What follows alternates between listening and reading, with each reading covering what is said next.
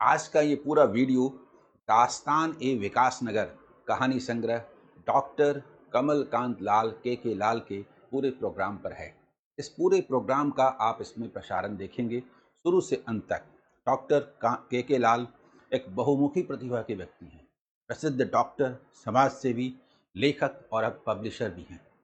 इस पूरे प्रोग्राम में जिसको मैंने कवर किया, साहित्यकारों ने अपने उच्च विचार व्यक्त किए। शेरो शायरी के साथ ये पूरा प्रोग्राम आपके सामने है। आप पूरे प्रोग्राम को शुरू से अंत तक देखेंगे, आपको बहुत मज़ा आएगा। तो आइए देखते हैं इस प्रोग्राम को।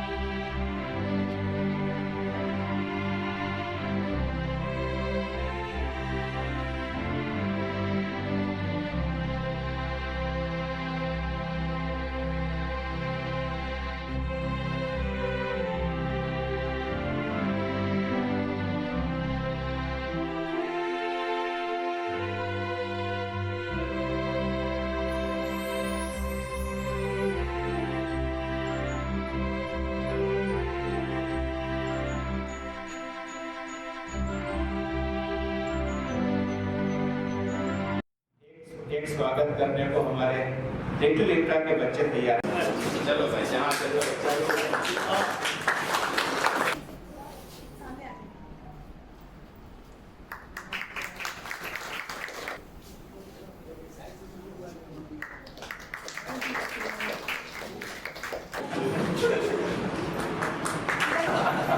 एक बुलवाने का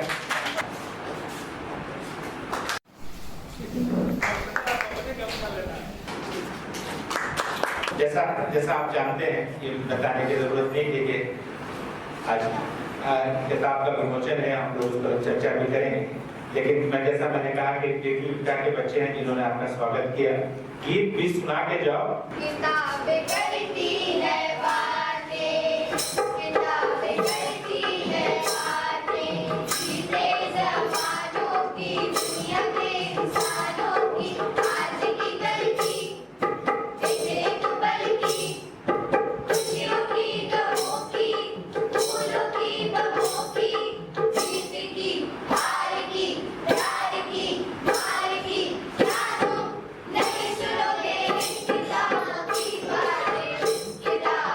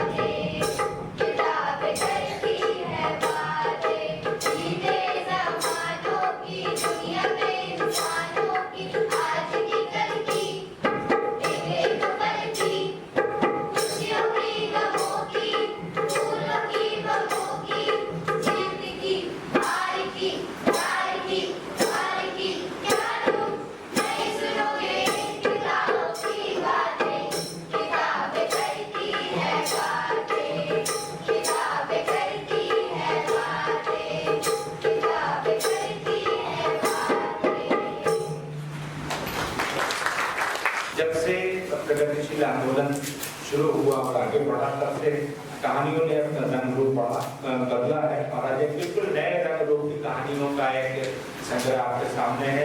लाल साहब, डॉक्टर कमलकांत लाल, आप प्लीज आ जाएं और सब लोग मिल करके किताब का पहले विमोचन कर दें।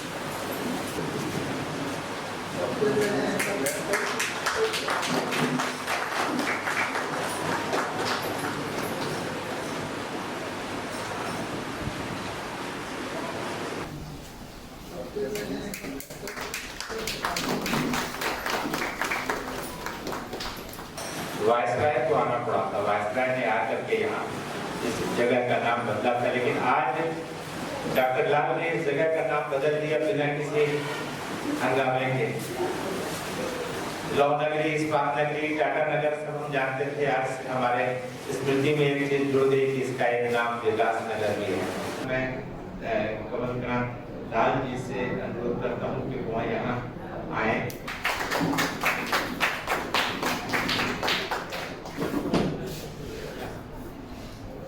मंच पर आसीन वरिष्ठ कथाकार और हमारे भारतीय आधुनिक साहित्य के पुरुषा हैं और ज्ञानंदन साहब, उनका आशीर्वाद मिला। महादेव टोको साहब को का मैं बहुत सम्मान करता हूँ, बहुत अच्छा लगा वो आए, उन्होंने कुछ पूछ सकते हैं। मिथिलेश जी का स्वभाव बहुत अच्छा लगे, आपने बहुत इंकरेज किया। पंकज मित्र साहब ऐसे हैं जिनसे मैं एक मित्रवत संबंध रखता हूँ, क्योंकि उनके नाम में भी मित्र है, वो मेरे नहीं बाकी लोगों के भी मित्र जैसे ही हैं। और उनकी जो कहने की जो शैली है, वो शैली इतनी आकर्षक लगती है। सर आपकी शैली चुराने की मैंने कोशिश की, वो मुस्कुराने वाले कहानी में मैं चुरा तो नहीं पाया, लेकिन उस कहानी को बाकी लोगों ने बहुत सराहा। अच्छा लगा आप आए। अभी छोटी समय भाव है नहीं तो मैं सभी को नाम बना आभार देना चाहता था, इसके पहले कि मैं अपनी कहानी के विषय में बताऊं। और बहुत सारे ऐसे लोग हैं जिनको कि यहाँ पर देख करके मुझे बहुत खुशी हुई है, मेरा सम्मान बढ़ाया आप लोगों ने। ज़्यादा समय वेस्ट न करते हुए मैं इस कहानी की किताब के ऊपर वापस आऊँगा। मेरे कुछ मित्र और बंधु हैं, मेरे प्रिय बंधु हैं कृपा शंकर जी और सुधीर सोनल साहब, ये अक्सर हमारे ट्रेनिंग पे लिखते हैं और इन्होंने कहा कि आपने बहुत सारी कहानियाँ लिखी हैं तो क्यों नहीं एक संग्रह छापते। तो जब संग्रह छापने की बात आई तो फिर सबसे पहले ये था कि संग्रह में कौन सी कहानियाँ शामिल की हैं। तो मैंने सोचा कि पहले इसका तेवर डिसाइड किया, सारी कहानियों का तेवर एक जैसा, और वो तेवर का आइडिया जो मुझे मिला वो मुझे बचपन में चंदा मामा में पढ़ी हुई एक कहानी से उसका विचार आया। आप समझ सकते हैं कि वो बाल्यावस्था में जो चंदा मामा में हम लोग पढ़ते थे, कोई उम्मीद नहीं कर सकता है कि वहाँ पर कोई ऐसी बात लिखी गई होगी बच्चों के लिए, और वो बात मेरे जहन में आज तक अटकी हुई है। और उसी को मैंने इन कहानियों का तेवर डिजाइन किया, क्योंकि उस छोटी सी बच्चों की कहानी में एक सेंटेंस लिखा हुआ था, एक वाक्य लिखा हुआ था, हम इस अन्यायपूर्ण व्यवस्था में जन्मे जरूर, हम इस अन्यायपूर्ण व्यवस्था में जन्मे जरूर हैं, मगर इसमें खुद कर मरने को तैयार नहीं। और ये पावरफुल लाइन मुझे चंदा मामा की किताब में मिली और मैंने कहा कि मैं अपनी सभी उन कहानियों को चुनूंगा जिसमें ये तेवर। तेवर के बाद से मुझे लगा कि इसका थीम क्या होना चाहिए, हमारे संग्रह की कहानियों का थीम क्या होना चाहिए। तब मुझे याद पड़ता है कि महादेव दादा जो टोको दादा हैं, इनकी एक बात कही, उन्होंने एक कहानी बताई थी और मैंने वहाँ से वो शुरू की। उनका वो, अगर आपकी इजाज़त हो तो आपने वो छोटा सा एक छोटी सी कहानी बताई थी, उसको मैं साझा करना चाहूँगा। सर जी, इन्होंने कहा था कि एक किसान था जिसके पास एक व्यापारी आता है उसकी ज़मीन खरीदने के लिए, और तब वो किसान कहता है कि भाई मैं इस ज़मीन को नहीं बेच सकता। बोले क्यों? बोला कि इस ज़मीन के जो मालिक हैं उनसे मुझे इजाज़त लेनी पड़ेगी। ज़मीन के मालिक तो आप ही हो। नहीं, मुझे उन खरगोशों से इजाज़त लेनी पड़ेगी, उन गिलहरियों से इजाज़त लेनी पड़ेगी, उन पंछियों से इजाज़त लेनी पड़ेगी, उन कीड़े मकोड़ों से इजाज़त लेनी पड़ेगी, उन सांप चुटकुलों से इजाज़त लेनी पड़ेगी जो यहाँ पर बसे। और ये इतनी पावरफुल कहानी थी। सर ये कहानी शायद आपने मुझे आपसे मैंने 7 साल पहले सुनी थी आपके मुझसे, और मैंने कहा कि यही मेरी कहानियों का सेंट्रल थीम था कि मेरी कहानियाँ उस विस्थापन के दर्द को बयां करें। बहुत सारी कहानियाँ जिनमें मैंने इस विस्थापन के दर्द को बयान किया है। इसके बाद से विचार आया कि भाई इन कहानियों में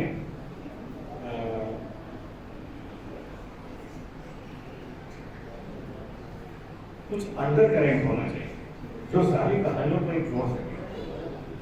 तो अंडर करेंट के लिए मुझे ये समझ में आया कि अगर किसी बात को आप कहते हैं और उसको उसके पीछे कोई फिलॉसफी ना हो तो वो बात का वजन नहीं बनते हैं, उस बात में वजन नहीं आती।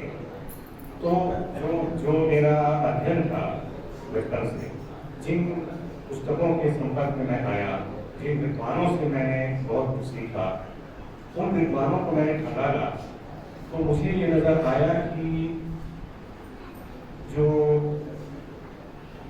अंडर कनेक्ट होना चाहिए वो एक नीचे एक विचारक रहे हैं जर्मनी के, जो 18वीं शताब्दी में। उनकी एक बात मुझे बहुत पसंद आई, जो मैंने कहा कि ये अंडर करेंट होना चाहिए मेरी कहानियों में। नीचे जो कहते हैं वो ये कहते हैं कि आप अकेलेपन से मत डरो।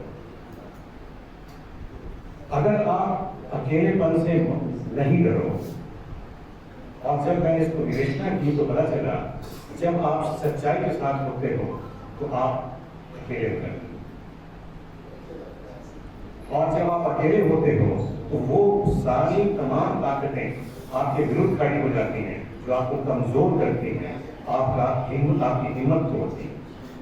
और फिर उन्होंने जो राष्ट्र, उसमें इस बात का वर्णन किया है कि आप कैसे एक नए किस्म के, एक अनोखे किस्म के नकारवाद को आपको अपनाना चाहिए। वो अनोखा किस्म का नकारवाद मुझे जब से मैंने उसे पढ़ा, मुझे मेरे अंदर वो बहुत खुलासे मारता है। वो नकारवाद निहिलिज्म वाला नकारवाद नहीं है। मैं जवानी के दिनों में एक निहिलिस्ट की तरह सोचता था, लेकिन जब से मैंने नीत्शे को पढ़ा, मुझे लगा कि नकारवाद जो है उसका एक पॉजिटिव एंगल भी है, जिसको उन्होंने खुद डिफाइन किया है, सैक्रेड नो, पवित्र ना। आपको ना कहने की जो शक्ति है, वो शक्ति आपके अंदर के सेल्फ डिस्कवरी में इसको यूज करना चाहिए। आप देखेंगे मेरी जितनी भी कहानियां हैं, उस कहानियों में एक सेल्फ डिस्कवरी का भाव मैंने कोशिश की है। आया कि नहीं पता नहीं, वो तो आप जब आपके पास पहुंचेगी तो आप समझेंगे कि वो चीज़ है कि नहीं। लेकिन मेरे दिमाग में ये बात थी, ये अंडर करेंट होना चाहिए। तो मैंने उन कहानियों को चुना जिनमें से 12 कहानियां ऐसे लिखी जिनको कि अंडर करेंट दिया जा सकता है, कहीं न कहीं थोड़ा बहुत भी था। इसके बाद से मेरे दिमाग में बहुत ही खुराफाती ख्याल है। खुराफाती ख्याल इस ख्याल से, क्योंकि आज यहाँ पर बहुत सारे वक्ता इस बात से थोड़ा भ्रमित थे कि मैंने उपन्यास लिखा है या मैंने कविता संग्रह लिखी। और ये जो खुराफात है वो मुझे एक उपन्यास मैंने अंग्रेजी में पढ़ी थी, जो कि कंपोजिट नॉवेल। कंपोजिट नॉवेल का जो कॉन्सेप्ट है उसमें ये है कि एक ऐसी नॉवेल लिखी जाती है जो कि 4, 5, 6 अलग अलग लेखक लिखते हैं और वो सारी कहानियां एक दूसरे से जुड़ी होती हैं और सब मिलकर एक उपन्यास का रूप ले लेती हैं। मैंने कहा कि इस बात को बिना बताए, बिना इस बात को लिखे, मैं अगर इसका प्रयोग करूं कि एक ही लेखक अगर सारी कहानियों को अगर आपस में जोड़ दे और उस जोड़े हुए पूरे से एक उपन्यास का भाव उत्पन्न होता हो तो देखेंगे प्रयोग कैसा होता है। मैंने शंकर जी से बात की थी, हमारे शिवा शंकर जी के भाई, आपको बोलने का मौका नहीं लगा, मुझे बहुत दुख हो रहा है, लेकिन चलिए। तो शंकर जी से मैंने बात की कि क्या कंपोजिट नॉवेल मैं लिख सकता हूँ। उन्होंने कहा हाँ, राजेंद्र यादव है, अगर कुछ लोगों ने ये कोशिश की थी लेकिन वो प्रयोग सफल नहीं हुआ। इस कारण से मैंने अपनी किताब में कभी नहीं लिखा कि ये कंपोजिट नॉवेल। लेकिन आप लोगों की विवेचना देखते हुए मुझे ऐसा लगता है कि आप लोगों के पास वो मैसेज पहुंच गया कि ये किताबें की कहानियां आपस में एक दूसरे से ऐसी जुड़ी हुई हैं कि वो एक नॉवेल का रूप लेती है और वास्तव में एक कंपोजिट नॉवेल का एक रूप है। सफल है कि नहीं है मुझे नहीं पता। उसमें जो जो जो 4 खंड है वो 4 खंड इसीलिए हैं क्योंकि वो एक कंपोजिट नॉवेल है। कुछ लोगों ने कहा, अब्दुल साहब ने भी कहा, सॉरी सर आप पीछे थे इसलिए आपका मैं संबोधन करना भूल गया, लेकिन मेरे बहुत ही प्रिय हैं और इससे बहुत बड़ा स्नेह उनका, शशि भाई का, शशि जी का भी मेरा बहुत बड़ा स्नेह। उन्होंने कहा है कि मेरे पिता के मित्र थे और वो अकेले व्यक्ति हैं जो जानते हैं कि मेरे पिता वहाँ नहीं जाते और आज तो मुझे लोग डॉक्टर के रूप में देखते हैं लेकिन मेरे संघर्षों को वो समझते हैं कि क्या था। तो मैं आता हूँ पिता का, तो वो खुलाफात मैंने इसमें किया है और इसको वो कितना सफल रहा है मुझे नहीं पता। अब रही बात कैरेक्टर्स, मेरे कहानी के जो कैरेक्टर्स हैं उन कैरेक्टर्स को समझने के लिए आपको समझना होगा मेरा कैरेक्टर। जनरली मैं अपनी कहानियों में व्यक्त रूप से उपस्थित नहीं रहता, मैं अपनी कहानियों में अपने पात्रों के माध्यम से उपस्थित रहता हूँ और पात्र जितना कुछ कहता है उसके बाहर मैं कभी नहीं जाता हूँ। वो पात्र के दायरे में ही मैं कहानी में रहता हूँ, उसके अलावा नहीं रहता। आज ये मौका है जबकि आप मुझे समझ सकें कि मैं वास्तव में मैं एज ए कैरेक्टर क्या हूँ, क्योंकि मेरे कैरेक्टर्स जो है बहुत कुछ मेरे ही अपने अनुभवों से जन्मे हुए। तो मेरा कैरेक्टर समझने के लिए अगर आप मुझे इजाजत दें तो मुझे बचपन में एक चुटकुला एक सुना गया था, मैं उससे अपने आप बहुत रिलेट करता हूँ। 2 दोस्त आपस में बात कर रहे थे, एक ने कहा कि यार जब मैं मर जाऊं तो मेरे कब्र पर एक गुलाब का फूल लगा देना ताकि लोग जब देखें तो समझे कि गुलाब के फूल से कितना प्यार। तो उसके मित्र ने कहा हाँ, जब मैं मर जाऊं तो मेरी कब्र पर एक इंजन रख देना, एक इंजन रख देना, इंजन रेल का इंजन। उसने कहा क्यों? बोला ताकि लोग ये समझ जाएं ये जिंदगी भर पेपर रहेगा। और मेरा जीवन मैं जिंदगी भर पेपर रही। मैं आपको बताऊं कि मैंने WHO जैसे संस्थाओं में काम किया और कॉर्पोरेट वर्क में काम किया और गवर्नमेंट में काम किया और यहाँ तक कि पिछले साल मैंने 700 रुपए की दिहाड़ी पर भी काम किया। कहाँ लाखों रुपए की सैलरी, कहाँ 700 रुपए की दिहाड़ी। मैंने सारे ये काम इसलिए किए क्योंकि मैं ये पटरी था, मैं पटरी पर चलना जानता ही नहीं। मैं बिल्कुल उकता जाता हूँ, मुझे बहुत सारी चीजें हैं जो मैं कॉम्प्रोमाइज नहीं कर सकता। मैंने अपनी जिंदगी में 10 नौकरियां बदली और जैसा मेरा मन किया मैंने वैसे अपनी जिंदगी को जिया। ओल्ड पेंशन स्कीम की बात की, मेरी कहानी में भी ओल्ड पेंशन स्कीम के बारे में बातें हो रही हैं। मैं चाहता तो ओल्ड पेंशन स्कीम के आधार पर आज भी मैं सरकारी नौकरी में डॉक्टर रहता और वहाँ पर मैं बहुत सारे आज भी मुझे लाखों रुपए की सैलरी होती है, लाखों रुपए का पेंशन होता है। आज नौबत यह है कि मैं अपनी जिंदगी के अपने रोटी कमाने के लिए अपनी क्लिनिक में बैठता हूँ जहाँ ज़्यादा पेशेंट नहीं और मैं एक ऐसा लेखक हूँ जहाँ पर कि जो जब 2000 पेशेंट आ जाते हैं किसी दिन तो मैं बहुत खुश होता हूँ कि चलो मेरे घर की रोटी बनेगी। और जिस दिन पेशेंट नहीं आती है उस दिन मैं ज़्यादा खुश होता हूँ। मैं ज़्यादा खुश इसलिए होता हूँ क्योंकि उस समय मैं सारा दिन बैठा रहता हूँ, तो वो जब पेशेंट नहीं होते हैं तो उस समय मैं पढ़ने और लिखने में लगा रहता हूँ। और यही ये इसलिए है आग्रह पढ़ने और लिखने का, क्योंकि जब मैं कॉर्पोरेट वर्ल्ड में आया, जब मैं WHO में गया, तो मैं पढ़ने लिखने की परंपरा से बिल्कुल मन छूट गया। मैंने जो बचपन में जो पढ़ा था वो वहाँ पर बिसरा दिया, तो आगे निकल गया। तो अब मैं पढ़ने की कोशिश करता हूँ। निखिलेश जी ने कहा है कि हाँ मुझे और अभ्यास की ज़रूरत है, मैं जानता हूँ मुझे अभ्यास की ज़रूरत है और चीज़ों को देखने की उत्पत्ति की ज़रूरत है। सब सही कहा है, मुझे उत्पत्ति की ज़रूरत है। और एक बात मैं बताना चाहूँगा, मेरे जन्म की बात है कि मेरा जन्म जो हुआ तो मैं डॉक्टर अपने जन्म से पहले ही बन गया। मतलब मेरे पिता ने ये कह दिया था कि जो अगला बेटा होगा वो डॉक्टर बनेगा। मेरे पिता शशि जी जानते हैं, जो कि सार्त्र की इस सिद्धांत को मानते थे कि पहले भगवान आपको पैदा करता है किसी अभिष्ट के लिए। इस सिद्धांत को नकारा था उन्होंने और कहा था कि नहीं, पहले इंसान जन्म लेता है, तब उसके पास एक विकल्प चुनने का अधिकार होता है और वो अपना प्रारब्ध बनाता है। मेरे पिता इसको बहुत गहराई से मानते थे, लेकिन मेरे जन्म के समय उन्होंने मुझे अपना विकल्प चुनने का अवसर नहीं दिया।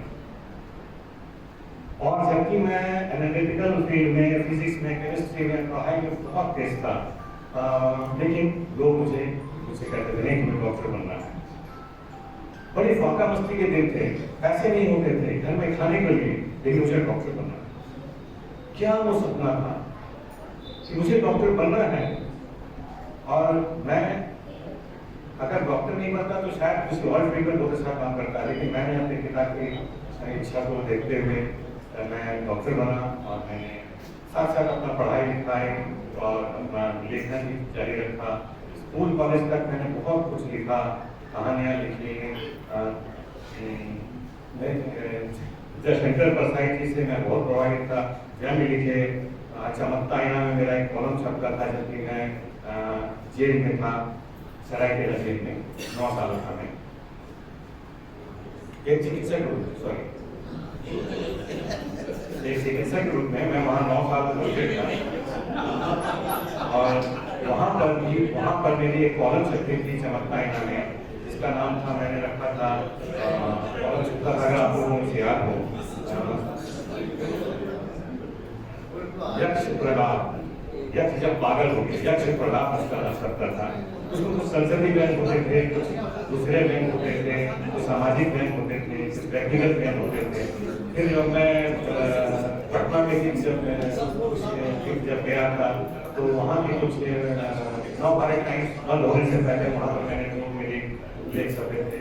फिर मुझे याद पड़ता है कि मेरे पहले जो कहानी की छपी थी वो व्यंग थी, जैसे प्रहलाद में ब्राह्मणपुरी साहब ने अपनी पत्रिका में छापी।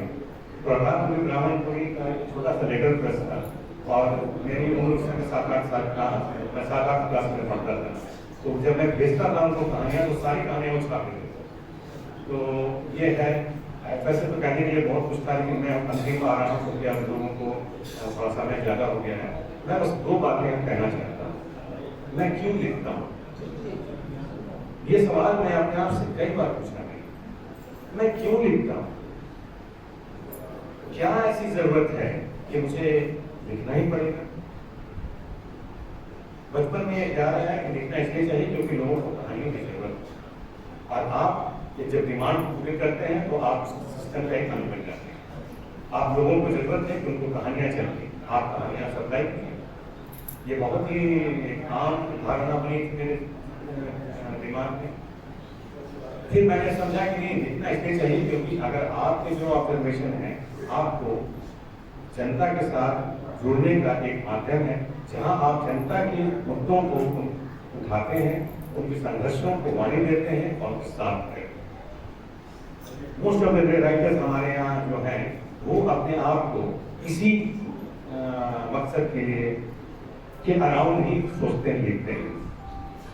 लेकिन मैं क्यों लिखता हूँ इसके बारे में मुझे अभी हाल में पता चला, जबकि मेरे एक मित्र जो कि विमल किशोर सिन्हा यहाँ पर सीनियर सुपरिटेंडेंट ऑफ पोस्ट से जाके मेरे बाल सकता, वो जब रिटायर हो गए तो उन्होंने अपने जब कबाड़ जब झाड़ा तो उसमें से निकला मेरा 28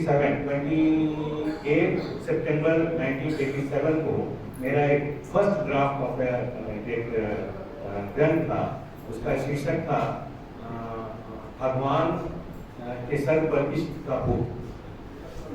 ये एक जंग रचना थी जो कि 1987 में मैंने लिखी थी और वो पटना में एक प्रेस पत्रिका में छपी हुई थी। तो वो पढ़ने के बाद से मुझे लगा कि क्या मैं ऐसा लिखता था। अच्छा, अब मुझे ऐसा लगता है कि मैं इसलिए लिखता हूँ ताकि मैं अपने जो सोच और अपनी समझ है उसकी गहराई को, उसके प्रोग्रेशन को समझ सकूँ ठीक से। ये बहुत ही दुख की बात है कि मैंने जो भी अपने स्कूल लाइफ में लिखा उसको मैं संग्रहित नहीं कर पाया और इसका मुझे बहुत मलाल है। लेकिन आगे जो भी लिखूंगा उसको संग्रहित करूंगा और मैं इस मकसद से लिखूंगा कि जब मैं लिख रहा हूँ तो क्या मेरे अंदर वो बोध आ रहा है, मैं खुद पहचान पाऊंगा कि क्या मैं उस समय ऐसा सोचता था, क्या आज मेरी सोच कुछ और हो गई। तो इसलिए मैं अंतिम जो मैं अपनी बात कहना चाहता हूँ कि मैं क्यों चाहता हूँ कि मेरी किताबें छपें और आप उसे पढ़ें। मैं क्यों चाहता हूँ ये बात, मेरे लिए काफ़ी है कि मैं महसूस करता हूँ, मैं लिखता हूँ और मैं अपने आप को इम्प्रूव करना चाहता हूँ। लेकिन मैं क्यों चाहता हूँ कि मैं आपकी किताबें छपाऊँ। जब मैंने अपनी किताब शैलेंद्र सिंह को देने गया था कागज से, तो मैंने कहा था सर मैं कोई बहुत बड़ा कुछ मैंने ठीक नहीं मारा है। दोस्तों ने कहा कि एक संग्रह लिख दो, मैंने कहा कि ठीक है संग्रह कर लेता और ऐसा कुछ भी नहीं है सर कि इसका कोई विमोचन होगा या कुछ होगा, कुछ नहीं। मैं मुझे बिल्कुल भी इसकी कोई उम्मीद नहीं थी कि प्रगतिशील लेखक संघ मुझे वो मंच प्रदान करेगा जहाँ मेरी पुस्तक का विमोचन उस पर विमर्श होगा, क्योंकि मैं इस सोच का ही नहीं हूँ आज तक। थोड़ी उम्र बढ़ गई है इसलिए थोड़ा सा 65 साल का उम्र हो चुका है पिछले महीने, तो इसलिए। लेकिन मैंने देखा जब आप विवेचना कर रहे थे, मैं वहां बैठा था, मेरी विचार कहानियों की विवेचना हो रही थी, तब मुझे लगा कि एक कहानीकार का जो रियल पारिश्रमिक है वो है उसकी विवेचना। जब आप लिखते हैं तो कहानी आपकी नहीं रह जाती है, वो पाठक की हो जाती है। और जब पाठक उसको पढ़ता है और उसको अपनी दृष्टिकोण से देखता है तो उसमें वो जब तक अपने आप को नहीं ढूंढेगा तब तक उसकी वो आलोचना नहीं करेगा। जब उसके वो अपने आप को उसमें ढूंढता है तब वो कहता है ना ये बात अच्छी नहीं, नो ये बात में थोड़ा और ऐसा होना चाहिए। और ये बात मुझे प्रेरित करती है कि मेरी कहानी वहां तक पहुंच गई कि हाँ ये आलोचना के लायक तो होगी, क्या किसी ने इसमें किसी के हृदय को स्पर्श तो किया, मुझसे कुछ उम्मीदें तो बांधी। और जब आप एक पाठक के रूप में किसी कहानी को पढ़ते हैं और आप अपने आप को उसमें ढूंढते हैं और आपको अपनापन नहीं मिलता है, अपनापन नहीं मिलता है, तो फिर आप थोड़ा सा चिढ़ती जाते हैं। लेकिन ये जो है एक कहानीकार के लिए एक पुरस्कार है कि आपने उस कहानी से जुड़ने की कोशिश की। और जो सबसे बड़ा बोनस है कहानी का, एक लेखक के लिए जो मैं अभी महसूस कर रहा था वहां बैठे बैठे, कि मैंने एक कहानी लिखी, मैं कुछ बात कहना चाह रहा था और जब पाठक उसको पढ़ता है उसमें वो कुछ ऐसी बातें, कुछ ऐसे आयाम ढूंढ लेता है जिसकी मैंने कल्पना भी नहीं की थी। मैं नहीं जानता, यहाँ पर बहुत वरिष्ठ लेखक हैं। कभी कभी ऐसा होता है कि कहानी जब कहानीकार के हाथ से निकल जाती है और पाठकों के पास पहुंचती है तो उसके वो आयाम को पाठक खोलता है, उसमें वो चीज को देख लेता है जिसको कि कहानीकार ने कभी सोचा भी नहीं था। और ये हमारे लिए सबसे बड़ा प्रयास है। इसीलिए मैं चाहता हूँ कि मेरी कहानियां छपें और आप लोग उसको पढ़ें और मुझे मेरा पारिश्रमिक भी दें और हो सके तो मुझे मेरा बोनस भी दें। इन्हीं शब्दों के साथ मैं अपने वाणी को विराम देता हूँ। इस किताब पर चर्चा करने के लिए सबसे पहले एक कहानी की किताब है, तो पहले एक कहानीकार को बुलाना चाहते हैं और शेर पढ़ना चाहता हूँ मैं मजाज का। कहानीकार का नाम है जिसको मैं बुलाना चाह रहा हूँ न्याज अख्तर। उनका एक संकलन छप चुका है, कहानियाँ उनको हिंदी में छपती रहती हैं, बहुत अच्छी कहानियाँ छपती हैं उनकी। दफन कर सकता हूँ सीने में तुम्हारे राज, दफन कर सकता हूँ सीने में तुम्हारे राज को, और तुम चाहो तो अफसाना बना सकता हूँ। इसी शेर के साथ न्याय। सबों को नमस्कार। आज हम सभी यहाँ पर उपस्थित हुए हैं डॉक्टर कमलकांत लाल साहब की पुस्तक दास्तान विकास नगर की रस्म रुनुमाई में शामिल होने के लिए पहुँचे हैं। मेरी चर्चा का उन्वान है दास्तान विकास नगर एक जायजा। दास्तान विकास नगर डॉक्टर कमलकांत लाल का नव प्रकाशित कहानी संग्रह है, जिसमें उनकी चुनिंदा कुल 12 कहानियां शामिल हैं। ये कहानियां 4 खंडों में विभक्त हैं और हर खंड को एक नाम दिया गया है। कमाल की बात तो यह है कि हर खंड की तीनों कहानियां अपने शीर्षक के साथ साथ उसी खंड के इर्द गिर्द घूमती है। डॉक्टर लाल ने दास्तान विकास नगर की भूमिका में ही जोड़ा करम गांव अथवा विकास नगर के लगभग 125 साल की दास्तान कलमबंद कर दी है। उन्होंने जोड़ाक्रम के उजड़ने, बसने और विकसित होने की दास्तान बयान की है। वह जहां जोड़ाक्रम की हरियाली समाप्त होने से चिंतित हैं, वहीं विकास नगर के विकसित होने और मेट्रोपॉलिटन सिटी का रूप लेने से खुश भी दिखाई देते हैं। अपनी भूमिका में डॉक्टर लाल लिखते हैं, कोड विकास नगर के इतिहास की असेंबली लाइन से गुजरने वाले किरदारों की कहानियां बहुत दिलचस्प हैं। ये किरदार न केवल एक भौगोलिक क्षेत्र में साथ साथ रहते हैं, बल्कि एक दूसरे पर निर्भर भी हैं और आपस में परिचित न भी हैं, तब भी एक ही आर्थिक, सामाजिक और राजनीतिक आबोहवा के हवा में सांसें लेते हैं। अनकोट। इसमें कोई दो राय नहीं है कि डॉक्टर लाल ने अपनी कहानियों में जहां हाशिए पर खड़े किरदारों की चर्चा की है, वहीं मध्य वर्ग और सेठ साहूकारों का भी जिक्र किया है।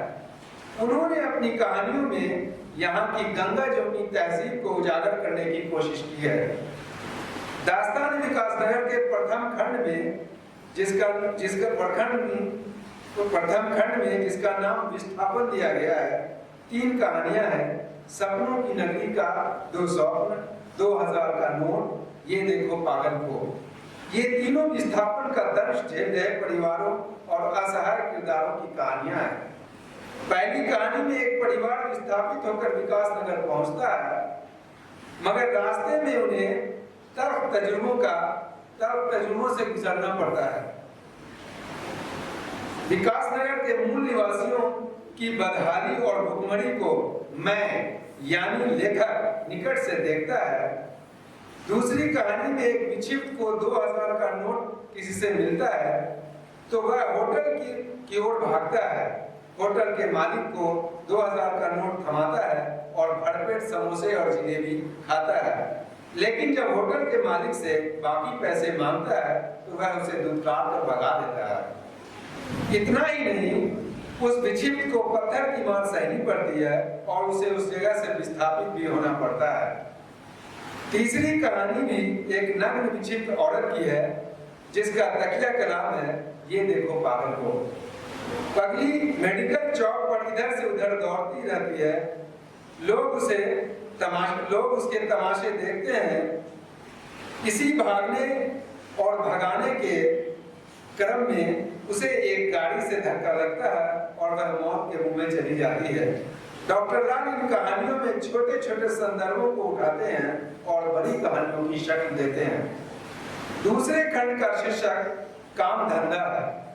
इसमें 3 कहानियां हैं। आप बस मुस्कुराएंगे तुरुप का पत्ता और जीजी विशाल। आप बस मुस्कुराइए एक मनोविज्ञान आधारित कहानी है जो हर पाठक को पसंद आएगी। यह कहानी इंद्रप्रस्थ भारती पत्रिका में भी प्रकाशित हुई है। कहानी एक ऑफिस के ऑफिसर और उसके चपरासी के बीच घूमती है।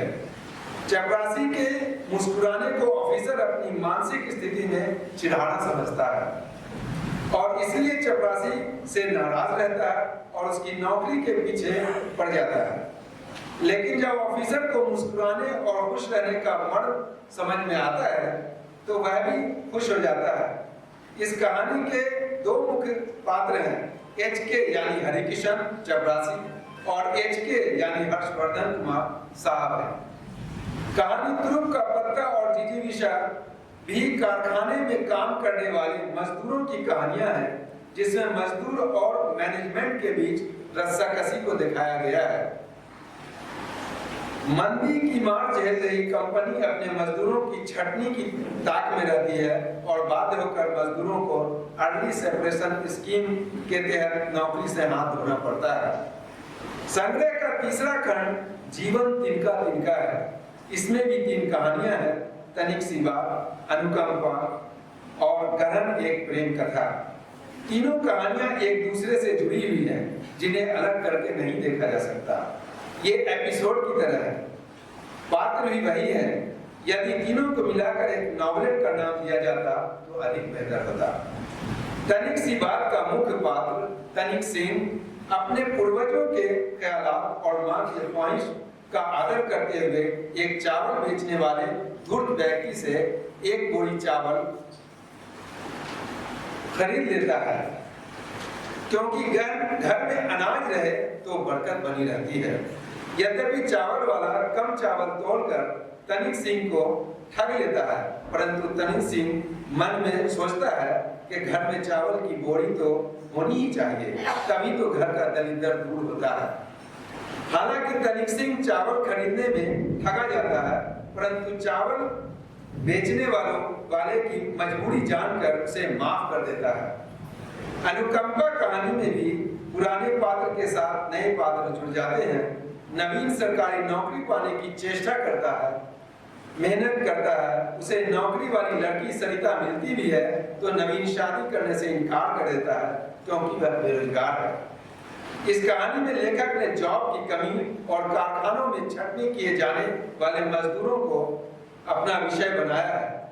नवीन के पिता बब्बन प्रसाद सरकारी सेवा की समाप्ति से एक दिन पहले मर जाते हैं या इस तरह आत्महत्या करते हैं कि दुर्घटना लगे और बेटे को नौकरी मिल जाए, तो वह कहता है कि क्या सरकारी नौकरियां अब केवल अनुकंपा पर ही मिलेगी। इसी से जुड़ी तीसरी कहानी गरन एक प्रेम कथा है। में लेखक ने इशारा किया है कि अब समाज में मोहब्बत करने और वैलेंटाइन डे मनाने की भी छूट नहीं है। भारतीय संस्कृति के नाम निहाद रखवालों ने मोहब्बत करने वालों पर भी पहरे बिठा दिए हैं। नवीन को अपनी मोहब्बत के लिए जेल की हवा खानी पड़ती है। नवीन और सरिता की प्रेम कथा को ग्रहण लग जाता है। खंड 4 है भोर की आहट। इसमें भी 3 कहानियां हैं, महिला ब्रिगेड, जात न पूछो, भूखे की और एकजुटता। महिला ब्रिगेड समाज के हाशिए पर खड़े परिवारों की कहानी है, जिसमें मोहल्ले की औरतें अपने पियक्कर पतियों से आजिज होकर नशा मुक्ति का अभियान चलाती हैं, रोज की चिक-चिक से निजात पाना चाहती हैं। इसके लिए एकजुट होकर मोहल्ले में स्थित देसी शराब खाने को उखाड़ फेंकती हैं। फिर भी उससे समस्या समाप्त नहीं होती है तो वे पतियों के नशा करके घर आने पर प्रतिबंध लगाती हैं। वे किसी भी हाल में यह नहीं चाहती हैं कि किसी का पति शराब पीकर जान गंवा दे। यहाँ नारी शक्ति को प्रचंड रूप में दिखाया गया है। लेखक ने उस एकजुटता को महिला ब्रिगेड का नाम दिया है। जिस मोहल्ले का जिक्र लेखक ने अपनी कहानी में किया है, वैसे मोहल्ले विकास नगर जैसी इस्पात नगरी की लाइफलाइन कहे जाते हैं। यहाँ के लोग बड़े घरों में चूल्हा चौका, साफ सफाई और दिहाड़ी मजदूरी करके अपनी जिंदगी बसर करते हैं। लेखक ने इस कहानी में महिलाओं के पॉजिटिव एटीट्यूड को पेश किया है। साथ ही शिक्षा और विकास का अलग भी जगाया है। जात न पूछो भूखे की एक बिहारी मजदूर की कहानी है जो विकासनगर में रोजी रोटी की तलाश में हाथ पांव मारता है। खाली जेब भूख की शिद्दत को मिटाने के लिए चर्च, गुरुद्वारा और मंदिर का रुख करता है ताकि उसे मुफ्त का खाना मिल सके, परंतु हर जगह उसे नाकामी ही हाथ लगती है। थक हार कर स्टेशन के करीब पहुंचता है जहां एक औरत रोटियां सेक रही होती हैं और बहुत सारे मजदूर चुकू-मुकू जमीन पर बैठकर खाना खा रहे हैं। वह भी वहीं बैठ जाता है, उसे भी बिना पैसे दिए खाना मिल जाता है।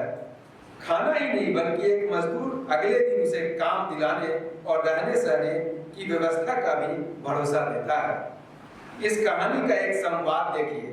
कोड, भैया यह हमारा 5 स्टार होटल है, यहाँ दाम पूछकर कोई नहीं खाता, बस खाते जाओ जब तक पेट ना भर जाए।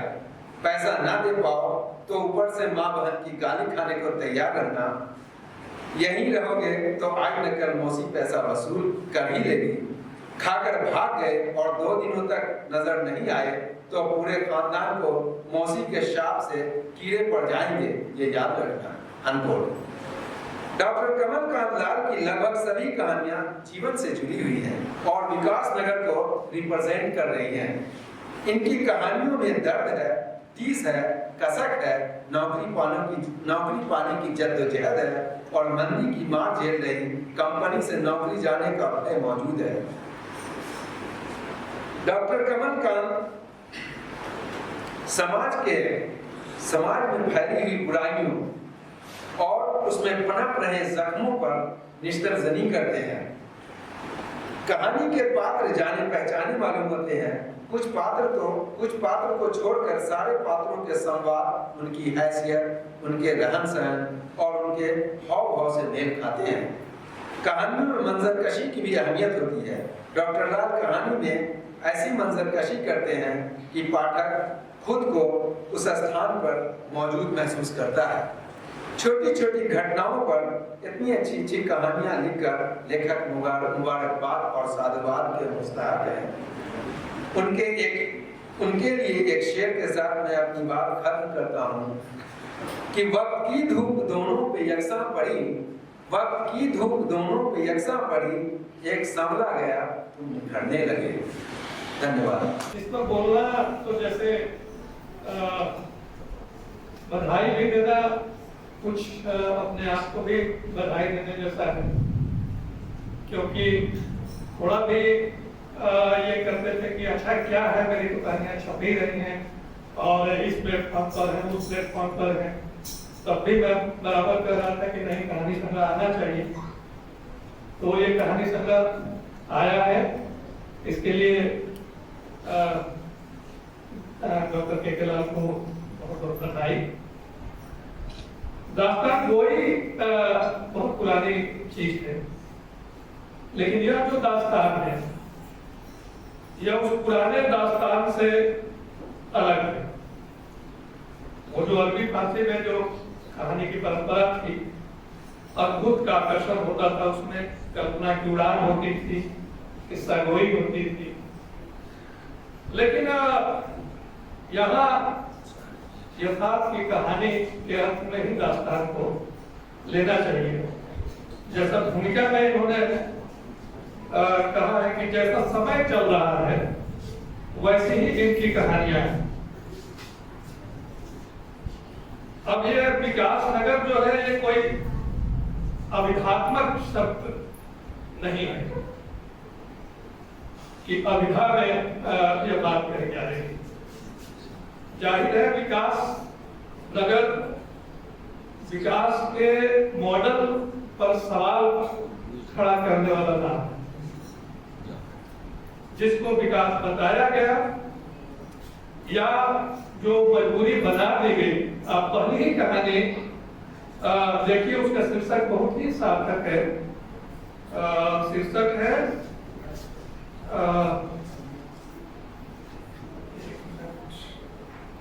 सपनों की नगरी का दुस्वप्न। एक परिवार अपने जीवन के सवालों को हल करने के लिए महानगर आ रहा है, वह विस्थापित हो रहा है वहां से। दूसरी ओर वह जो महानगर बन रहा है उसको लेकर जो विस्थापित हो रहे हैं लोग, वे आदिवासी लोग, वह इस कहानी में है। गांधी का एक शेर याद आता है जो इस दौर के बारे में ही कहा गया है, हर जगह आदमी का शिकार है, आदमी दोषी नहीं है, लेकिन यह सिस्टम जिसमें वो आता है कि हमारा कुछ विकास होगा और जहां वो आता है उसको बसाया जा रहा है किसी और को विस्थापित करके। छोटी छोटी चीजें आप उसको देखिए, जो खुद कहानीकार अपने संग्रह में करता है कि विकास का एक नया मॉडल आया है शहर में। कंपनी के प्रोडक्शन में कई गुना बढ़ोतरी हुई है, लेकिन यहाँ के बासिंदों का जीवन गरीबी, बेरोजगारी और भूखमरी से बेहाल है। आज कितनी कहानियां हिंदी साहित्य में जो प्रमुखता से जिनकी चर्चा हो रही है, उसमें भूख, बेरोजगारी और भूखमरी का सवाल है। गरीबी भी जो हमें बेचैन कर दे, नहीं वो पुराने जमाने की ज्यादातर बात हो रही है या कम है। तो पुरानी कहानी की पुरानी प्रतिज्ञाओं की ओर लौटना, ये खासियत है विकास नगर की। और यह विकास नगर सिर्फ जमशेदपुर नहीं है, यह पूरा हिंदुस्तान भी है, पूरी दुनिया इसी के पीछे है और एक ऐसे मकड़जाल में फंसी है जहां वो परेशान है मुक्ति के। वे भी जिनके पास कुछ है, पूरे मध्य में काम धंधा में, तो वो सब मिडिल क्लास के पास है। जीवन वहां भी बहुत सुंदर, बहुत सुरक्षित नहीं है, सुकून से भरा हुआ नहीं है। वो मुस्कुराने वाली जो कहानी है, जो अपने ऑफिस में जो फोर्थ ग्रेड कर्मचारी है उसके प्रति जो रवैया है, या अपने ही नीचे का जो कर्मचारी है उसके प्रति उसकी बलि ले ले अपने लिए। कहानी भी सुनी है, कविताएं भी सुनता हूँ और संयम के साथ बड़े ढंग से अपनी बातें पेश करते हैं। पहले उनके लिए एक शेर पढ़ता हूँ, इसलिए कि वो प्रगतिशील लेखक संघ से जुड़े तो नहीं है, लेकिन जनवादी लेखक संघ से जुड़े हुए सक्रिय साथी हैं और जिंदगी से जुड़े हुए साथी हैं। तो एक शेर सुनिए उनके, तू कहानी ही के पर्दे में भली लगती है, तू कहानी ही के पर्दे में भली लगती है, जिंदगी तेरी हकीकत नहीं देखी जाती। तू कहानी ही के पर्दे में भली लगती है, जिंदगी तेरी हकीकत नहीं देखी जाती। इसी शेर के साथ शैलेंद्र अस्थाना जी से निवेदन है कि धन्यवाद मदद साहब। मंच पर उपस्थित हमारे मिथिलेश जी, जयनंदन जी, पंकज मिश्रा जी और हंसदा जी और हमारे उपस्थित तमाम, आज एक बहुत खुशी का दिन है किसी के लिए भी, दोस्त मित्रों के लिए भी और डॉक्टर लाल के लिए भी, जब उनकी किताब का विमोचन हो रहा है। इस अवसर पर उनको बधाई देता हूँ और इस बात की शुभकामना भी देता हूँ कि ये दिन बार बार आए। उनकी ये किताब पर बहुत सारी बातें हुई, लगभग कहानियों पर, सारी कहानियों पर तो बातें हो गई हैं और कहानी को दोहराने की जरूरत नहीं है, लेकिन कुछ विशेष चीजें इसमें मैंने देखा कि जो आम कहानी संस्करणों में नहीं होता, मैं उसी पर मैं अपनी बात रखूंगा। एक चीज तो मैंने ये देखी कि अगर हम इससे शुरू करें कहानी के प्रमुख पृष्ठ पर, कि इसमें एक औद्योगिक नगर का फोटो है, उसके पीछे एक बड़ा खुला हुआ उसका पृष्ठभूमि है और एक मूर्ति है जिसकी छाया मिट्टी में पानी में बनी हुई है, जो उल्टी दिखाई पड़ रही है।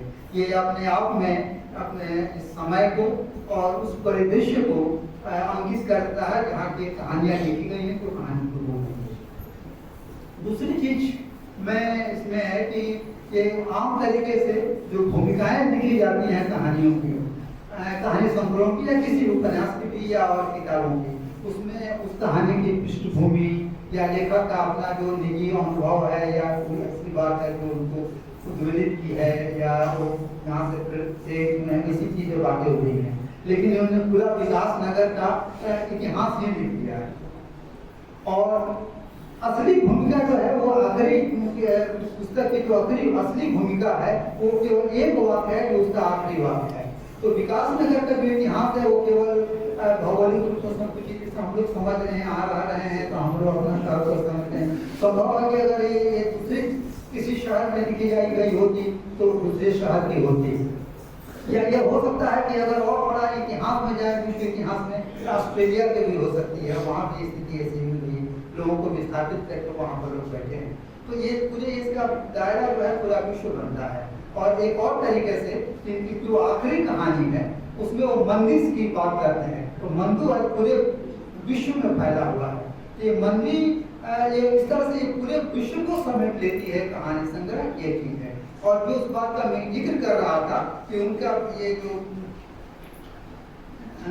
भूमिका है कि उसकी जो असली बात जो है उसको मैं कह रहा था कि जैसा समय चल रहा है वैसे ही इनकी कहानियां मतलब जिनका उल्लेख इन्होंने इसकी भूमिका में किया। तो इस तरह से कहानियां तो के बारे में बहुत सारी चर्चा हो गई है। एक चीज में और इसमें हमको देखते हैं कि ये पहले उपन्यासकार हैं, बाद में कहानी हैं, हमारा तो यहाँ तक हमको लगता है। तो उपन्यास का अर्थ इसमें दिखाई पड़ता है कहीं एक ही पात्र हैं जो 3 कहानियों में आते हैं, तो ये एक उपन्यास में जैसा होता है, या कुछ एक तरह की बस्तियां आती हैं कहानियों में, खंड खंड में बटा हुआ है। कहानियां सामान्यतः खंड में नहीं बटी होती हैं, कहानियां तो अपने आप देखिए होती हैं, बाकुल होती हैं, तो ये खंड खंड में बटी हुई है।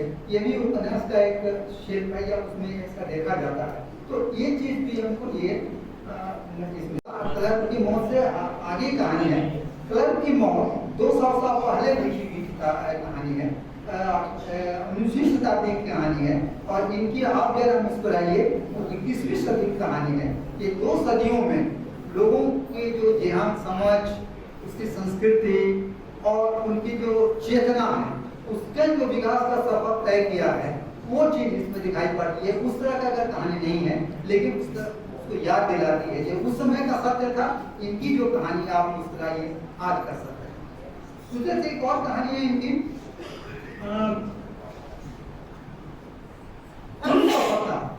तुरुप के पत्ता में भी मैनेजमेंट का एक अपना स्टेप लेती है, कैसे वो छटनी करके और कम से कम आदमी में कैसे काम की कराया जाता है और वो सब चलते रहता है। लेकिन उस सारे मैनेजमेंट पढ़ के आए हुए बहुत सीनियर अफसर को भी एक आदमी अपनी विट से, बुद्धि से कैसे ध्वस्त करता है, कैसे वो छका देता है, ये चीज कहानी है कि मतलब आदमी की बुद्धि जो है, चेतना समझ, वो ज्यादा बड़ी चीज है मुनिस्पत की आपके पास कितनी ताकत। तो ये चीज भी इसमें एक बहुत बढ़िया सी कहानी आती है। जिस भी आज के समय की बहुत अच्छी कर दिया है कि समय है कि छटनी हो रही है, हर जगह लोग बेकार मिलते हैं। तो ये जो बेकार हुआ है, वैसे लोग किस तरह के साइक पैदा कर रहे हैं, इसी तरह से लोग को की मनोवृत्तियों को बदल रहे हैं, कितना आस्फलित कर रहे हैं लोगों को, ये चीज दिखा के ये समय का सच है। ऐसी कहानी है।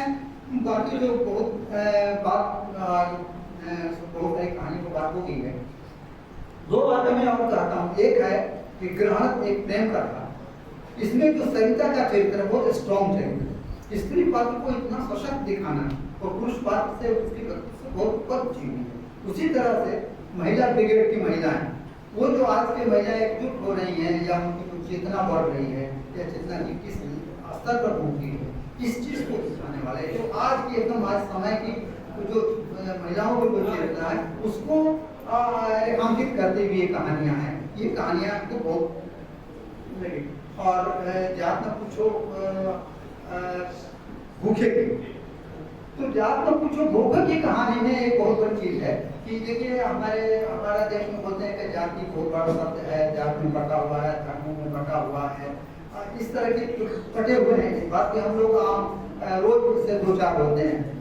लेकिन जब यही लोग अपने उस खोले से निकल कर मुख पूरी तरीके से मजदूर बन जाते हैं तो उनका पूरी तरीके से सारी चीजें बदल जाती हैं। साइकिल बदल जाता है, सोच भी बदल जाता है, समझ बदल जाता है। और वो जो अभी कोट किया गया उस कहानी के वक्त कि राम खिलावन बोलता है, नहीं राम खिलावन नहीं, वो जो जमीन बोलता है, जो आदमी को बोलता है कि वो राम खिलावन से जो बोलता है, तो वो चीज राम खिलावन के लिए जो बात बोली जाती है वो बात सत्य होती है। या आज के मजदूरों के लिए ये सत्य है। और आज के सत्य हम भले वो दिखाते हैं कि जात बटा हुआ है, लेकिन जब मजदूर आते हैं तो वहाँ सब ये सब हो जाता है। तो एक है। और एक आखिरी कहानी में, और ज्यादा समय नहीं दूंगा मैं, आखिरी कहानी जो है एकजुटता। अब ऐसे भी ये जो शब्द है, शीर्षक है, वो अपने आप में एक अर्थ रखता है। और एक अभी पूरे विश्व में जो प्रभाव होता है, मंदी हो रही है, सब जगह छटनी हो रही है, कारखाने बंद हो रहे हैं, और दफ्तर बंद हो रहे हैं, विभाग बंद हो रहे हैं। तो ये जो बंद होने वाली प्रवृत्ति है, इसके खिलाफ एक प्रयास है या एक सोच, नई सोच आती है कि अगर हम एक जो बोल रहा है कि हम एकजुटता के साथ इस मंदी से निपटना है। आखिर कितने दिनों को रहेगी ऐसी स्थिति, समय तो एक दिन बदलेगा। उस नामुमकिन में एक उम्मीद की मैंने रोशनी दिखाती है। और एक और इसमें लाइन है जिसको मैं चाहूँगा बताने का, कि जिसको हम लोग विकास करते हैं, तो विकास को कैसे वो कह रहा है, यहाँ शशि शेखर इसका एक पात्र है, तो बोलता है कि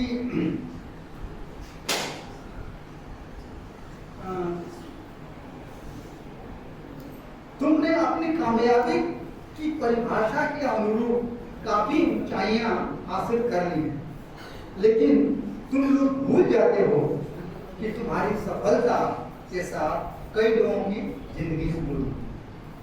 ये चीज उसको हंट करता है बाद में, और जिसके वजह से वो फिर ऊंचा की बात करता है। शुक्रिया बदल साहब, आप सबको मेरा नमस्कार। आदरणीय अग्रज कथाकार जयनंदन जी, महादेव तुर्कोदादा, निखिलेश जी, और इस हॉल में उपस्थित बहुत सारे रचनाकार, कमल जी हैं, कृपा शंकर जी हैं, शेखर जी हैं, सुधीर सुमन जी, आप तमाम लोगों को मेरा नमस्कार है। मित्रों, ये जो लोकार्पण का मौका होता है, ये तो सिर्फ खुशियां मनाने और मिठाई खाने का होता है।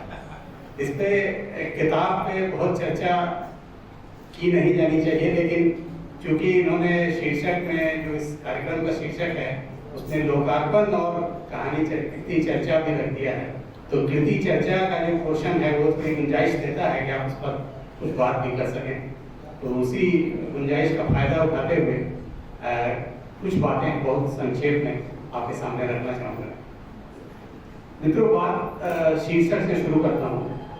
कई लोगों ने इसके बारे में बातें कही हैं, और जैसा कि सुधीर भाई ने बिल्कुल सही कहा कि इसको अभिधा के रूप में नहीं लेना चाहिए कि विकास नगर जमशेदपुर है। अगर आप सिर्फ ये कहते हैं तो आप कहीं ना कहीं उसको बहुत महदूद कर देते हैं, उसको बांध देते हैं कि जमशेदपुर में ही सिर्फ ऐसा हुआ था।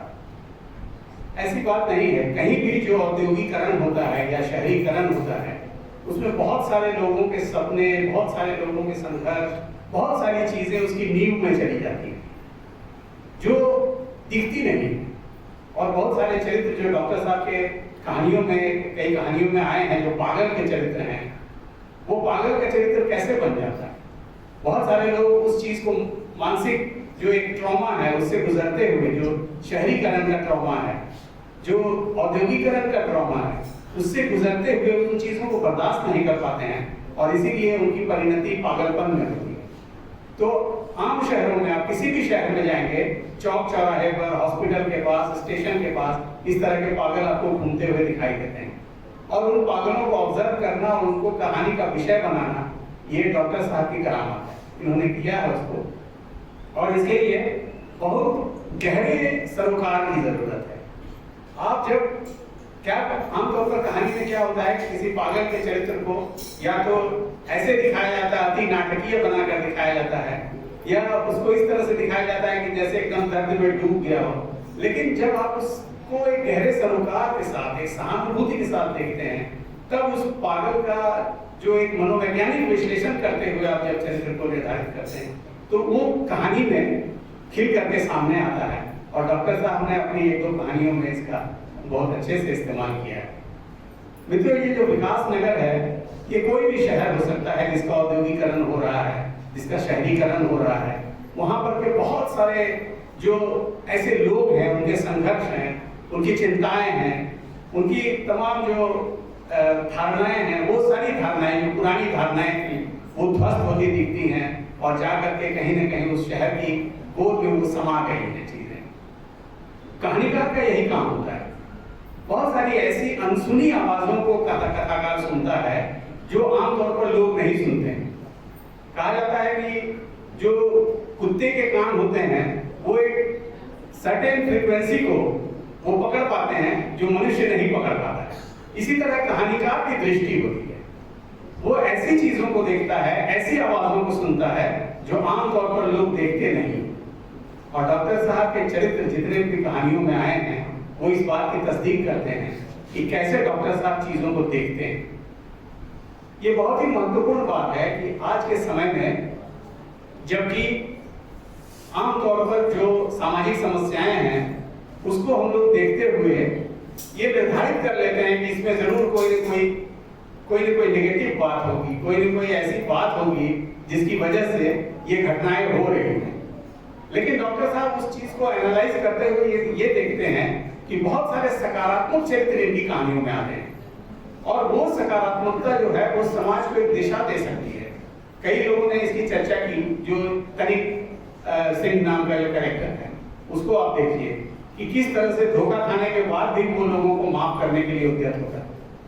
बहुत सारे ऐसे चरित्र हैं जो अपने जीवन के संघर्षों से लड़ने के लिए ट्रिक का सहारा लेते हैं कि अभी का जो समय है हमारा, इसमें अगर आप एक तरह की स्मार्टनेस नहीं रखते हैं अपनी सोच में, अपने कार्यक्रमों में, अपने विचार में, तो ये बहुत उम्मीद हो जाती है कि आप उसमें खो जाएंगे कहीं ना कहीं।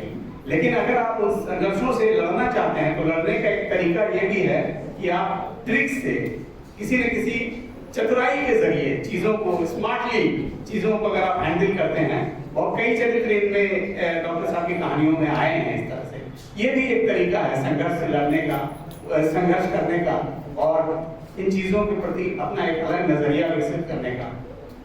तो इस लिहाज से डॉक्टर साहब की कहानियां महत्वपूर्ण हैं। और मुझे लगता है, शायद अस्थाना जी ने भी ये बात कही थी कि ये एक उपन्यास का, कहानियां जो है कि वो उपन्यास का कोई सब प्लॉट जैसा लगता है। अगर बीच में एक कोई धागा हो, उस धागे को हम ये भी मान सकते हैं, अगर इसको विकास नगर को एक चरित्र मान लिया जाए, तो उस लिहाज से अगर आप इन कहानियों को पढ़ेंगे तो लगेगा कि कोई न कोई एक उपन्यास का आस्वाद देता है। वो कहानियां जुड़ी हुई भी हैं, आपस में अलग भी हैं। तो ये एक अलग जैसी एक विधा है, एक शिल्प है, उन्होंने इसको इसमें इसका प्रयोग किया है। बहुत सारे लोगों ने, बहुत सारे लेखकों ने इसका प्रयोग किया है। उस तरीके से भी आप इन चीजों को पढ़ सकते हैं। कई कहानियां तो बिल्कुल जुड़ी हुई सी हैं। तो इस तरह के शिल्प का प्रयोग भी डॉक्टर साहब बहुत मजबूती से उन्होंने किया है। कहानियों पर काफी चर्चा हो चुकी है, चरित्रों के बारे में भी काफी चर्चा हो चुकी है। तो मेरा ख्याल है कि डॉक्टर साहब को इस मौके पर हम लोग बहुत बहुत बधाई दें, और ये उम्मीद करें, ये बहुत ही आश्वस्ति देने वाली बात है कि डॉक्टर साहब कहानियां लिख रहे हैं और अच्छी कहानियां लिख रहे हैं। हालांकि इसमें एक मेरा रिजर्वेशन भी है, जो इनके अंतिम हिस्से की जो कहानियां हैं वो कहीं ना कहीं थोड़ी सी फार्मूलेबाजी की शिकार हो गई सी लगती है, और मुझे लगता है कि उसमें कुछ और काम किया जाना चाहिए था। तो अंतिम जो हिस्सा है वो कहीं ना कहीं बहुत ज्यादा आदर्श की तरफ उन्मुख हो गए हैं, और यथार्थ से कहीं ना कहीं दामन उसका छूट सा गया है। तो उन कहानियों पर थोड़ा सा एक बार फिर से विचार कर लेंगे, या आगे जो आने वाले दिनों में जो कहानियां लिखेंगे उसमें इस बात पर गौर करेंगे। तो आज के लिए डॉक्टर साहब को बहुत बहुत बधाई, और उम्मीद करते हैं कि आगे आने वाले दिनों में भी कहानियां और उपन्यास दोनों इनके कलम से लिखेंगे और हम लोग महसूस हो गए उसको। बहुत बहुत धन्यवाद। दास्तान विकास नगर के लेखक कमलकांत लाल जी को ढेर सारी बधाई। सच पूछिए, इतवार का दिन है और याद आ जा रहे हैं बाबा कबीर, सुखिया सब संसार है, खावे और सोए, दुखिया दास कबीर है, जागे और रोए। तो हम लोग जो है तो रोने के लिए यहाँ इकट्ठा हुए हैं बरस। और रोने की बात भाजपा की चर्चा हमारे सुधीर भाई ने भी की थी। वो आह्वान ही करते हैं कि दौर में क्या वो मिलके रो बहु सब भारत भाई, हाहा भारत दुर्दशा देखी न जाई। वो जो भारत की दुर्दशा है या जो नगरीकरण है, इन सबको समेटते हुए किस तरह से इसने लोगों का जीना मुहाल किया है, उन सारी चीजों को रखने का काम भाई कमलकांत जी ने जिस रूप में किया है वो सराहनीय है। सच पूछिए तो ये जो विकास नगर जो बनते हैं उनमें कुछ विस्थापित लोग अपने खून पसीने से विस्थापितों की कीमत पर ही विकास नगरों की स्थापना करते हैं। जिस विकास नगर में हम लोग अभी तात्कालिक तौर पर इकट्ठा हैं, यहाँ भी देखिए तो कमोबेश वही कहानी दोहराई गई और कहानी की बात चल रही है। बदर भाई जैसा शायर संचालन कर रहा है और बार बार वो दे रहे हैं, शेर दर शेर पेश किए जा रहे हैं। कहानी के संदर्भ में भी, अफसानों के संदर्भ में भी उन्होंने कहा, शेर से ही बात शुरू की। हम ही लोगों के पूर्वज रहे पुरखा मखदूम मोहिउद्दीन साहब। मखदूम मोहिउद्दीन साहब ने कहा है कि भाई एक था शख्स, जमाना था कि दीवाना बना, एक अफसाना था, अफसाने से अफसाना बना। तो ये अफसाने से अफसाना बनाने का जो सिलसिला है, उस सिलसिले को अंजाम देने का काम दरअसल कमलकांत जी ने देर से शुरू किया है। और बुढ़ापे में पाली हुई संतान जो होती है बड़ी प्यारी होती है। और सच पूछिए तो जो दिल में इनके आग है, और लेकिन उस आग को गुलाब के रूप में निकालने का काम इन्होंने किया है। अंत तक देखिए, शुरू से जो सपनों की नगरी का दुष्वप्न को आप देखें तो कहानियों पर बात थोड़ा कम, कहानियों के बहाने जो सवाल उठे हैं उन सवालों की ओर भी घुसना थोड़ा सा जरूरी लगता है। उसमें देखिए कि भाई आखिर लोग विस्थापित हो रहे हैं तो क्यों हो रहे हैं। एक व्यवस्था जो वहां है, डॉक्टर अम्बेडकर याद आते हैं कि डॉक्टर अम्बेडकर जब ये कहते हैं कि भाई गांवों को छोड़ करके दलित शहरों की ओर जाएं ताकि वो वर्णाश्रम व्यवस्था से मुक्त हो सके। वर्णाश्रम व्यवस्था से वो मुक्त तो होते हैं, लेकिन यहाँ पे एक दूसरी वर्गीय व्यवस्था में वो दाखिल होते हैं। उस वर्गीय व्यवस्था में वो एक स्लम का निर्माण करते हैं सर पूछिए को, और स्लम बनाना आज की व्यवस्था में प्राथमिकता है। अभी जो पिछले दिनों हंगामा था 2020 से 21 तक, या भी चल रहा है, वो सवाल लगातार उठ रहे हैं। कृषि बिल जो लाया गया था उस पर गौर करने की अपेक्षा होगी आप सबसे कि वो लाया क्यों गया। पूंजीवाद जब जब संकटग्रस्त होता है तब तक वो अपने लिए नए रास्ते, नई रणनीतियों को गढ़ने का काम करता है। सब तरफ से जब है स्टील का दोहन कर लिए, मतलब बना लिए, जो ऑक्साइड, बाकी कोयला, पेट्रोल वगैरह सब कुछ आप निकाल रहे हैं, निकाल चुके हैं, तब जो अब जरूरत महसूस हो रही है कि अब कौन सा ऐसा क्षेत्र है कि जहां हम जाएं, वहां से अपने लिए जीवन की शक्ति ग्रहण करें। तब उनको लग रहा है कि पेट तो हर किसी के पास है, और ये जो पेट है इसके लिए तो कहीं कोई दूसरा उपाय नहीं। खाना तो उसको रोटी चावल या जो कुछ गेहूं से या चावल के बने जो कुछ है मुख्य खाद्य तो वही है, बाकी सब्जियां हैं जो कुछ भी है, खाना तो हर किसी की जरूरत है, जो खाएगा वो खाएगा, यही चीजें खाएगा, तो इसी को अपने कब्जे में करो। तो गांवों से एक विस्थापन तो व्यवस्था में कि जो समाज का स्तरीकरण है उस स्तर से हम बाहर निकले, शहर की ओर जाएं, उस वर्णाश्रम की व्यवस्था से मुक्त हो, ये उस दौर की व्यवस्था थी। आज भी बहुत हद तक व्यवस्था बनी हुई है, कारण कि हम लोग आज भी मंदिर खुलवाने का काम बड़े शौक से कर लेते हैं, वो व्यवस्था बनी हुई। लेकिन एक जो व्यवस्था खड़ी की जा रही है कि आपको कृषि पर से बोझ हटाना है, कृषि पर से बोझ हटा करके आखिर उस आबादी को आप ले जाएंगे तो कहां ले जाएंगे? तो जाहिर है कि वो ऐसे विकास नगरों की ओर उस आबादी को ले जाना पड़ेगा आपको जहां श्रम का निर्माण कर सके और कम कीमत पर एक खोजे तो 100 खड़े रहे। इस स्थिति को आप पैदा करना चाहते हैं कि पूंजीपतियों को, जो भी पूंजीपति हैं, जो उद्योगपति हैं, उनको सस्ते श्रम की उपलब्धता नगरों में होती रहे। इसी का परिणाम है कि आप देखिए कि 15,000 की कॉन्ट्रेक्चुअल नौकरी निकलती है सफाई कर्मी की, और उसमें आपके बीटेक एमटेक वाले लोग भी एप्लीकेंट हो जाते हैं। तो हम कैसा विकास कर रहे हैं? सच पूछिए तो दास्ताने विकास नगर जो है वो विकास की रणनीतियों पर सवाल खड़ा करता हुआ नजर आता है। और ऐसा नहीं है कि वो सिर्फ एक तरफा या तो आदर्शोन्मुख यथार्थवाद या यथार्थोन्मुख आदर्शवाद की ओर इनको हम चाहे जिस जॉर्गन में बांधने की कोशिश करें, लेकिन वो सवाल जो है वो जीवन से जुड़े हुए सवाल हैं, और जीवन से जुड़े हुए सवालों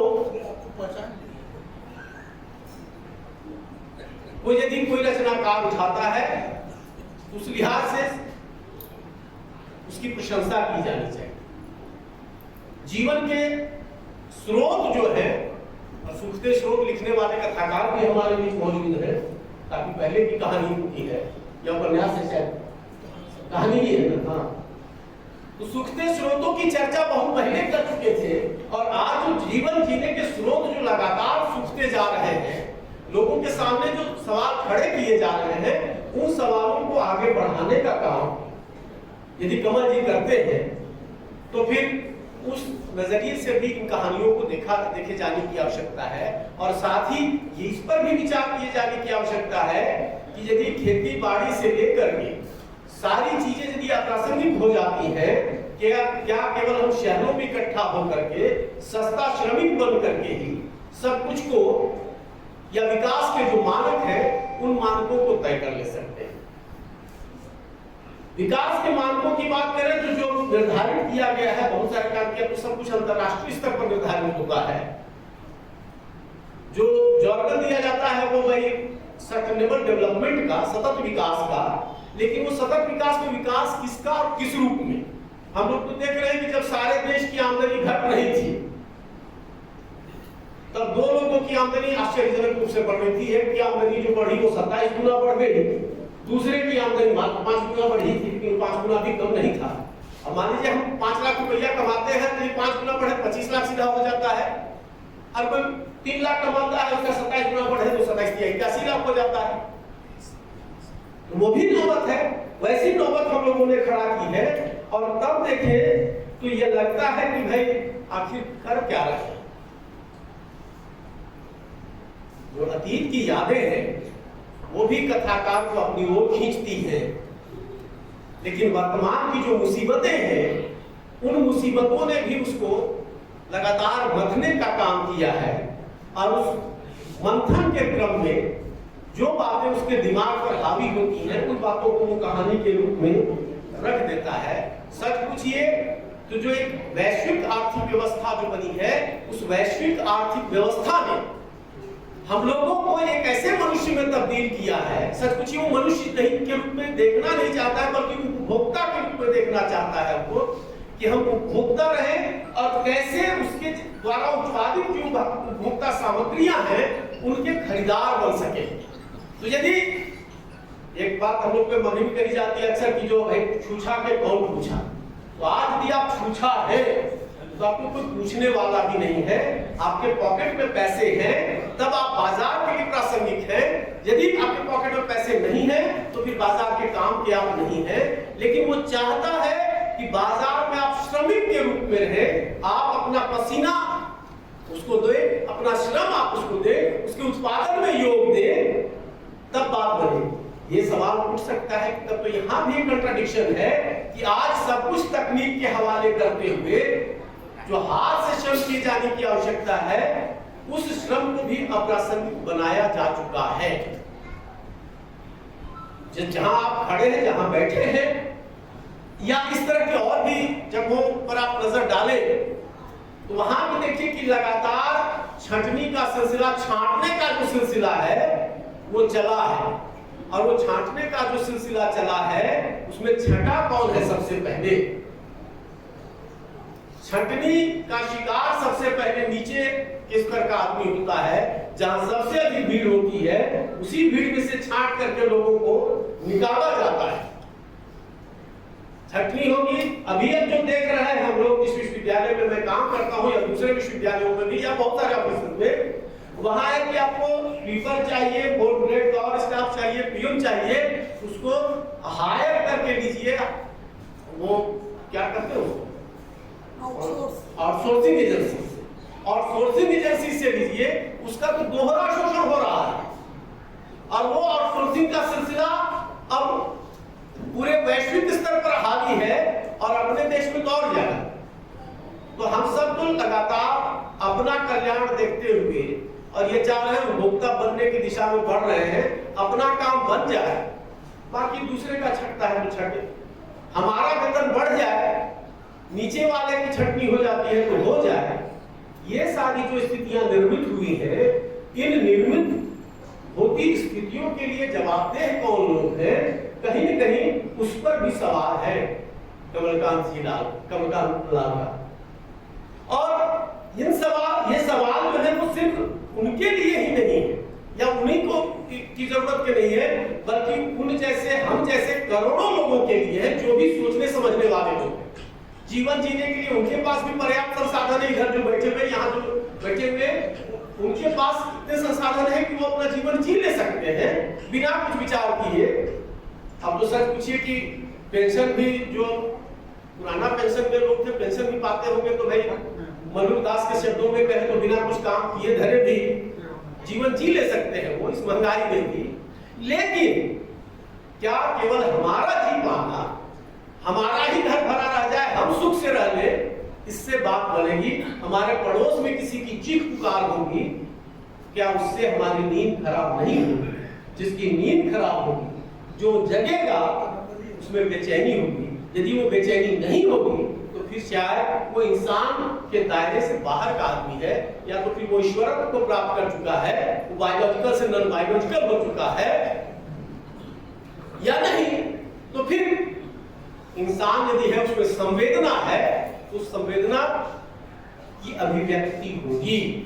और उस संवेदना की अभिव्यक्ति जब होगी तो के लाल जी, चाहे वो सीधे अंदाज में कहे, अभिधा में कहे, लक्षणा में कहे या व्यंजना में कहे, कहेंगे तो कहानी, लिखेंगे तो कुछ और भी, चाहे वो लोगों की समस्या को सीधे रिपोर्टाज के रूप में लिखें। आजकल तो एक प्रचलन यह भी है कि आप सीधे फिक्शन में नहीं बल्कि नॉन फिक्शन में आए, तो नॉन फिक्शन का भी ऑप्शन है हमारे पास, वो नॉन फिक्शन में भी आ सकते हैं।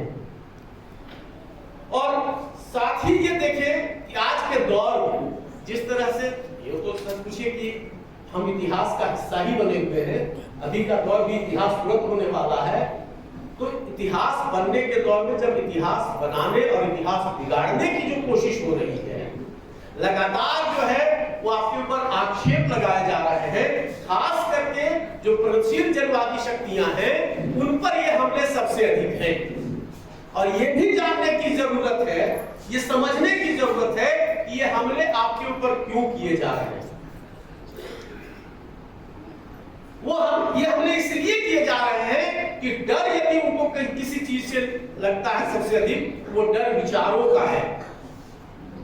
आप विचारहीन बनाने की जो कोशिश कर रहे हैं, उस विचारहीन बनाने की कोशिशों को कहीं से पलीता लगने का डर है उनको, तो वो सिर्फ जो विचार वाले लोग हैं उनके साथ। इसी वजह से देखिएगा कि कला के क्षेत्र में भी आप कंटेंट के बजाय बराबर उसके फॉर्म का जो सवाल है वो आपके सामने खड़ा किया जा सकता है और खड़ा किया जाता है।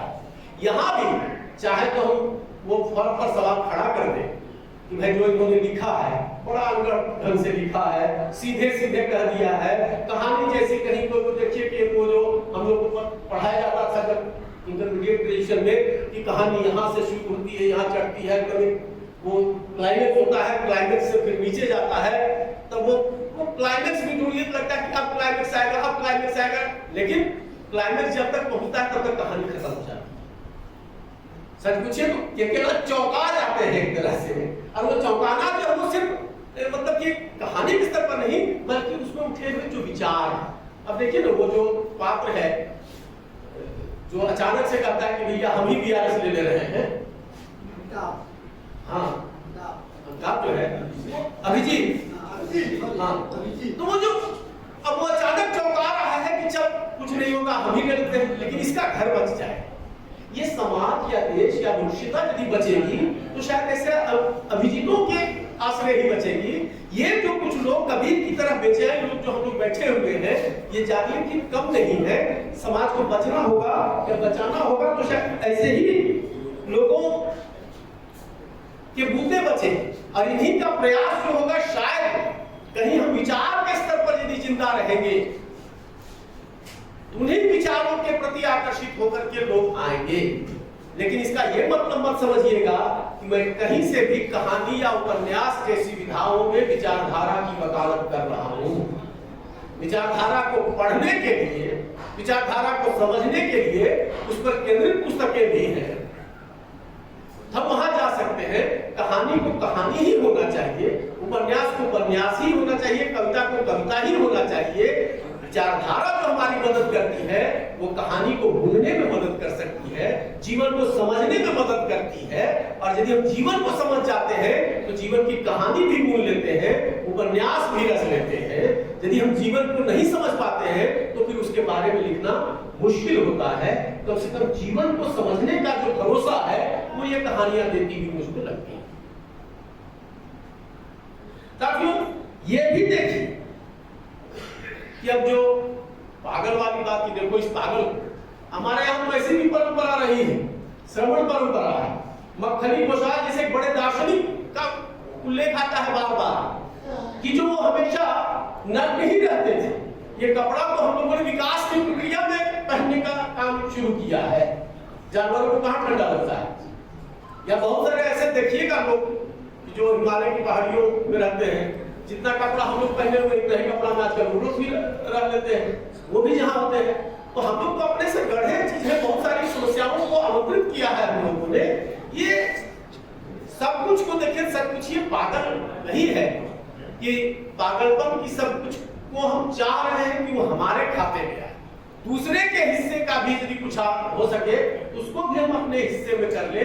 कहीं कहीं उस पागलपन को भी के लाल जी चुनौती देते हुए लगते हैं। और सच पूछिए तो जो ये इनकी बात की जो बस मुस्कुराने की जिसकी बात चर्चा बहुत लोग कर चुके हैं, अपेक्षा क्या कर रहे हैं?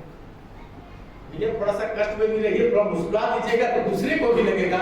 मुंह आंधर करके यदि बैठे रहे हम तो यार लगता है कि तो बेचारा अपने त्रस्त है, इसके सामने जाकर हम अपनी पीड़ा क्या है।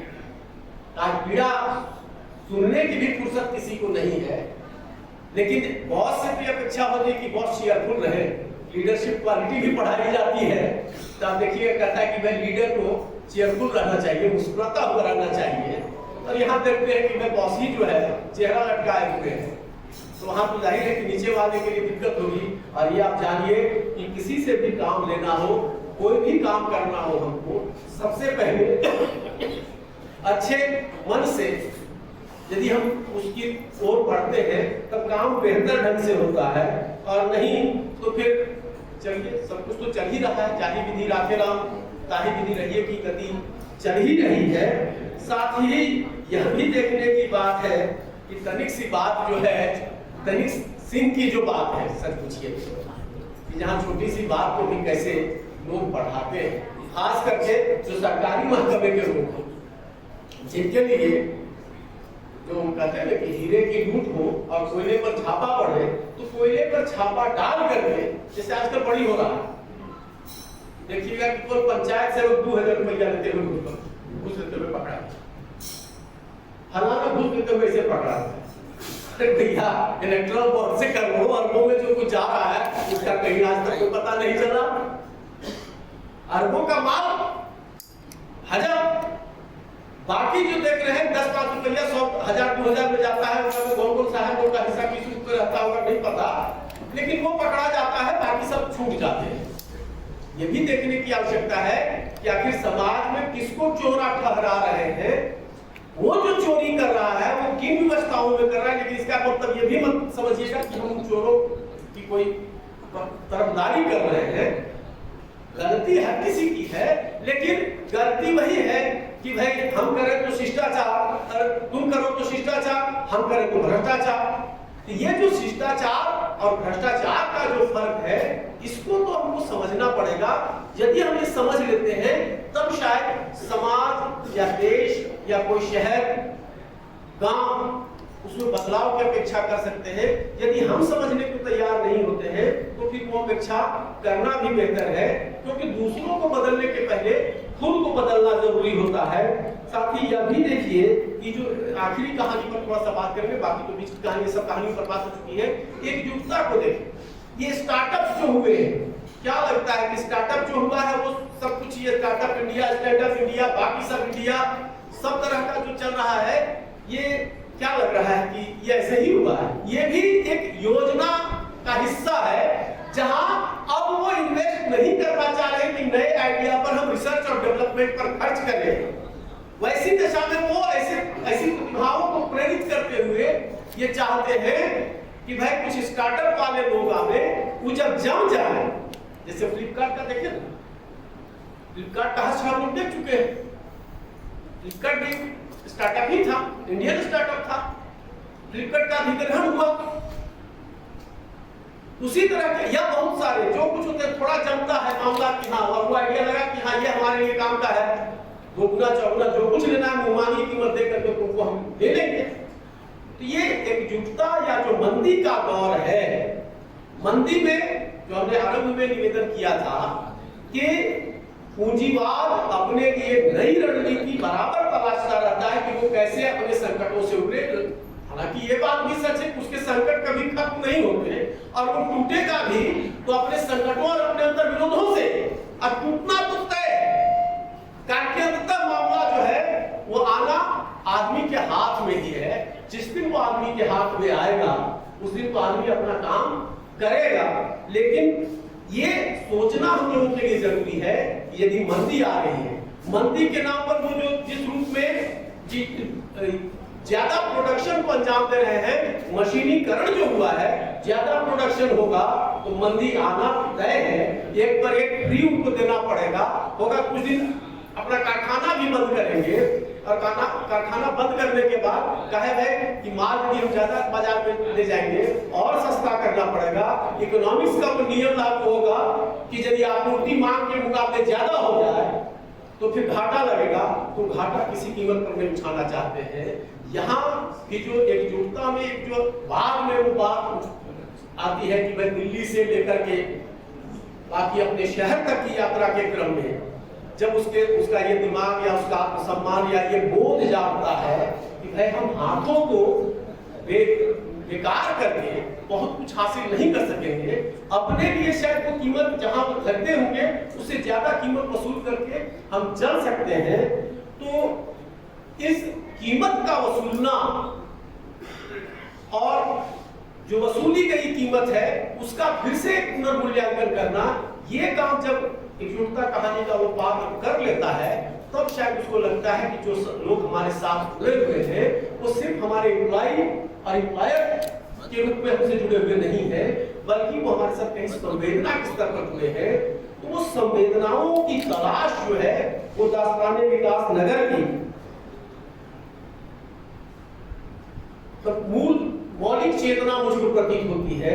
और सच पूछिए कि जो जात में पूछो साहब की पूछ लीजिए ज्ञान, मोल करो तलवार का पड़ा रहन दो म्यान, तो जात में पूछो भूखे की। तो एक याद पड़ता है कि एक बार कहीं नजर आया था, हो सकता है वो ये मामला कि एक भिखारी जो मस्जिद के सामने से गुजरा, वहां कुछ नहीं मिला, लेकिन एक शराब खाने के पास से गुजरा तो वहां कुछ मिल गया उसको। तो बोला कि क्या या खुदा रहते कहीं और हो, पता कहीं और का देते हो। ये जो पता दिया जा रहा है कि पता भी जो है तो वो शराब बंदी के लिए लड़ रही महिलाओं के पास है, वो कोई ऐसी जो प्रेम के प्रति समर्पित है, कोई लड़की जो चाह रही है कि इसी लड़के को हम भरेंगे वहां समर्पित है। वो जो है कि भाई दिल्ली की दुकान को बढ़ा देना है, बढ़ाने में तो खाली रात भर के लिए बढ़ाना होता है, लेकिन यहाँ उसको समेट देना है। वो समेटने की बात को यहाँ तक आते आते आते उससे पलट जाना है। या जो तनिक सिंह की बातें, यही बातें हमको कहीं न कहीं संवेदनशील बनाती हैं। संवेदना का जो मामला है वो मुख्य तौर पर है, और ये सच पूछिए तो इन कहानियों की सफलता का एक प्रमुख आधार है। लाल साहब से पिछले दिनों बात हो रही थी, इन्होंने कुछ 2-4 मिनट का वीडियो भी मांगा था, कहा था कि आइएगा तो दरअसल कहानियों के बारे में कुछ भाई थोड़ी आलोचना भी, आलोचना तो क्या हम आलोचक है नहीं कायदे से, तो आलोचना क्या करें। भारतीय काव्य शास्त्र में काव्य हेतुओं की चर्चा की गई है, और काव्य हेतुओं में 3 हेतु बताए गए हैं कि उनको अपनाने से बात बन सकती है, कोई रचना हो सकती है। दोनों कहानीकार कवि सब लोग यहाँ इकट्ठा हैं, हमको कुछ नहीं लिखते हैं तरह से। तो कहते हैं कि मैं पहला प्रतिभा, दूसरा हेतु जो है व्युत्पत्ति, और तीसरा हेतु जो है अभ्यास। तो प्रतिभा इनमें निश्चित रूप से है, उसके बारे में कोई संदेह नहीं, उस पर आप लोग भी सहमत होइएगा। अभ्यास करना शुरू किए ही है। बाकी थोड़ा मामला जो है अटकता है जाकर के व्युत्पत्ति पर। व्युत्पत्ति का मतलब जो होता है, थोड़ा सा और बोलते हैं जो साहित्यिक विद्यार्थी नहीं होंगे उनके लिए, व्युत्पत्ति का मतलब अपनी परंपरा को जानना। यदि हम अपनी परंपरा को जान लेते हैं तो फिर कुछ नया देने में, नए तरीके से, नए ढंग से, नई शैली में देना संभव होता है। तो हमको लगता है इसी अपेक्षा के साथ कि व्युत्पत्ति को जाने और अभ्यास को थोड़ा और बढ़ा देंगे और अच्छी कहानियों से हम सबको परिचित कराएंगे। इसी उम्मीद के साथ फिर से सबको जोहार, नमस्कार। यहाँ लेखक भी हैं, कहानीकार भी हैं, मैं शायर को भी देख रहा हूँ, एक्टिविस्ट को भी देख रहा हूँ, और हमसे बड़े बड़े हैसियत के लोग को भी। सबसे तो पहले मैं बता दूं कि डॉक्टर साहब के साथ मेरा एक भावनात्मक रिश्ता, वो कहानीकार है कि नहीं है वो बात नहीं। एक दौर था यहाँ कम्युनिस्ट पार्टी की, तो डॉक्टर साहब के पिता इस शहर में होल टाइमर के रूप में बुलाए, और जिस नाव पर हम चल रहे हैं डॉक्टर साहब बचपन से ही उस नाव पर चले। जीवन संघर्ष का जो है होल टाइमर सूत्र का क्या होता है, डॉक्टर लाल किसी से कम नहीं समझते। डॉक्टर हो गए हैं, ये है कुछ और बात। ऐसे कुछ लोग भूल गए हैं, डॉक्टर साहब भूले। बदल साहब ने ये कहानी संग्रह जो है विस्थापन, बेरोजगारी और मंदी, तीनों पर केंद्रित हमको लगता है। और हेडिंग जो दिए हो कहीं हो, क्योंकि सरकार का भी उनके पास अनुरोध है, वो चावल खरीद के तो उसके साथ चीट होता है, धोखाधड़ी होता है। इसका अनुभव उनके सरकारी कर्मचारी भी कैसा धोखाधड़ी करते हैं, इसलिए उस पर ज़्यादा करना नहीं, जहाँ तक यहाँ विस्थापन का सवाल है तो इतिहास के कुछ अंश को इन्होंने उठाया है, घोड़े पर आया और लेकिन 27-28 में जो सहजानंद सरस्वती इस शहर में आए थे तो उन्होंने एक छोटा सा लेख लिखा कि यहाँ 22 गांव था, गांव का नाम भी दिया जिसको उजाड़ा गया। यहाँ रामदास भट्टा था जिसको जानते हैं, वहाँ भट्टा लगा के वहाँ के किसानों को उजाड़ा, और नदी के उस पार जहाँ 4 आना मालगुजारी लगता था, नदी के उस पार ₹1.25 मालगुजारी यहाँ किया। कहने का मतलब ये है कि वो अंग्रेजों का जमाना था, उस वक्त भी यहाँ के किसान मजदूर के खिलाफ पूंजीपतियों के पक्ष में अंग्रेज सरकार की थी। तब भी देखा था, अब भी देखो, अब भी। डॉक्टर साहब अपने कहानी में जो पात्र गढ़े हैं, हम उस पर ज्यादा बोलना नहीं चाहते हैं, बहुत वक्ता है और हम कहानीकार नहीं, हम एक्टिविस्ट हैं और कहानी के समीक्षक भी नहीं। लेकिन एक बात तो जरूर है कि नाचने वाला आदमी नहीं जानता है कि हम कैसा नाचते, दर्शक जरूर समझता है कि नाचते। गाने वाला आदमी का हम धुन ना समझे, राग ना जाने, लेकिन गाना कर्म प्रिय लगता है कि नहीं, कोई भी सुनने वाला समझ सकता है। इसलिए इन्होंने अपने कहानी में विस्थापन, बेरोजगारी, ये सारी चीजें इन्होंने कहानी में उठाई है। मैं कहानी के डिटेल में जाना नहीं चाहता, लेकिन कहानी का हेडिंग अपने आप में अनोखा है। ये देखो पागलपुर, सुधीर सुमन ने कहा हॉस्पिटल के नजदीक का चर्चा है, आप जाइएगा तो वहां भी 4 वो पागल भीख मांगता हुआ वो तनिक का सवाल है।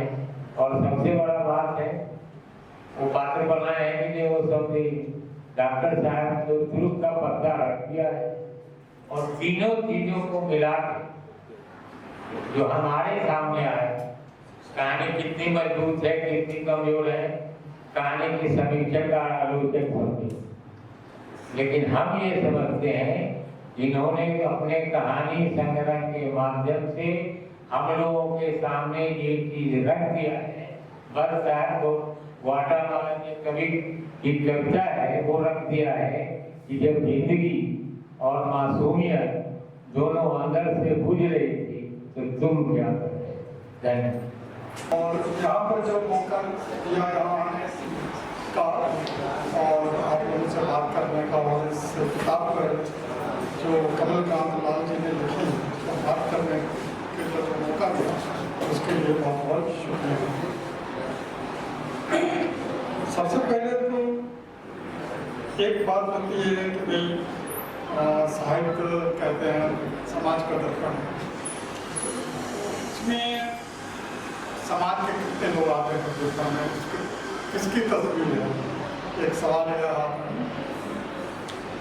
और दूसरा सवाल आता है कि साहित्य के लोकतंत्र की बात जब हम करते हैं तो साहित्य के लोकतंत्र में जो उपेक्षित आवाजें हैं, जो दबी कुचली आवाजें हैं, वो कहाँ से मिल रहा है।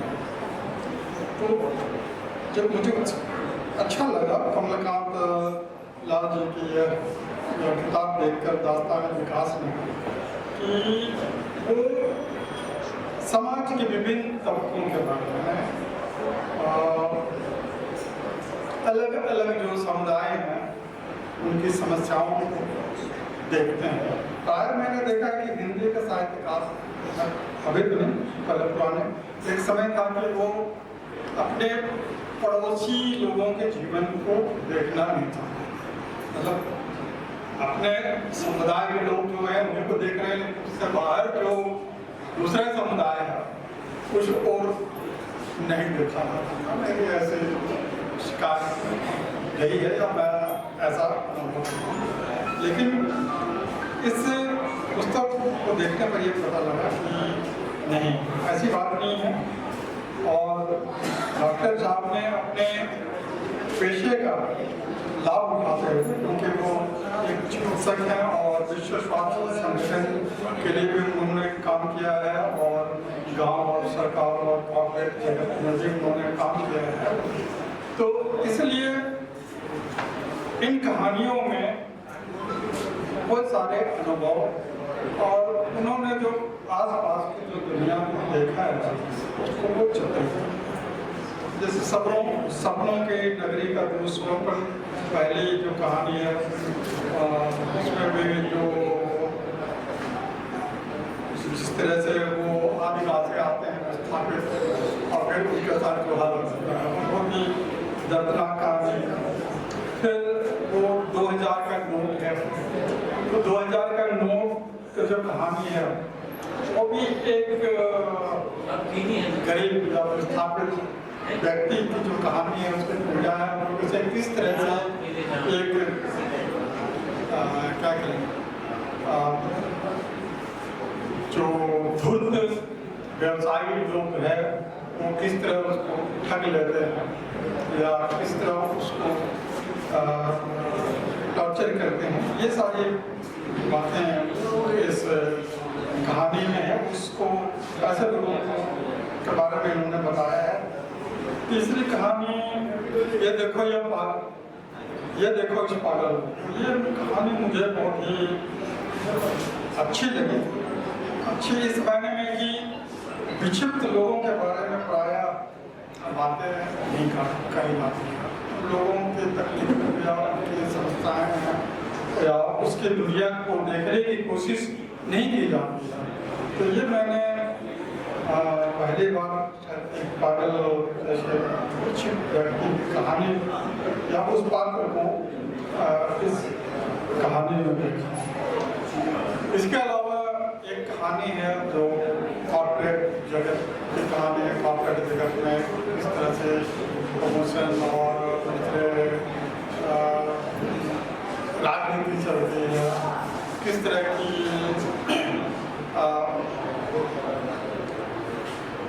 क्या पार्शियलिटी चलती है, ये सारी बातें इस कहानी में दिखाई गई है। और उसको जो कॉर्पोरेट जगत में जो एक अफसर और या इस तरह की जो पदानुक्रम है उस हायरार्की को उसको समझने की कोशिश की गई है। और मुझे एक बात और अच्छी लगी कि अंत जो चौथे खंड की जो कहानियाँ हैं उसमें उन्होंने महिला ब्रिगेड की कहानी लिखी है। और जो मुझे यह देखकर अच्छा लगा कि वहाँ पर आदिवासी पात्र, सामान्यतः मेरी हिंदी लेखकों से ये शिकायत रहती है कि वो आदिवासी लोगों के साथ तो रहते हैं, पड़ोसियों के साथ रहते हैं, लेकिन वो सिर्फ खिड़की से झांक कर देखते हैं और ऐसे जी रहे हैं, ऐसे आ रहे हैं, ऐसे देखते हैं।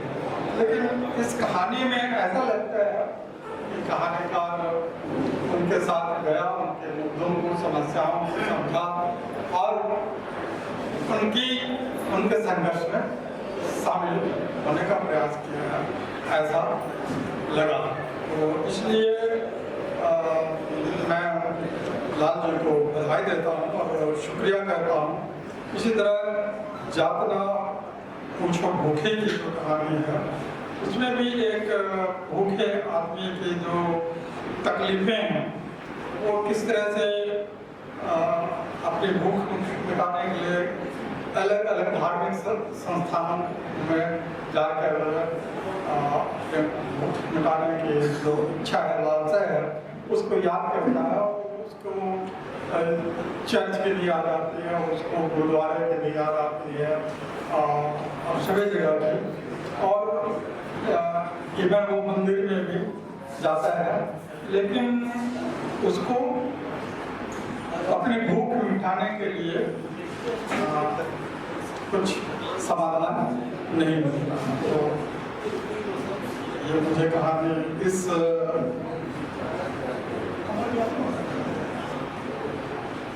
मुद्दे को उठाते हुए अच्छी लगी। और एक अंत में जो कहानी है एकजुटता है, तो एकजुटता में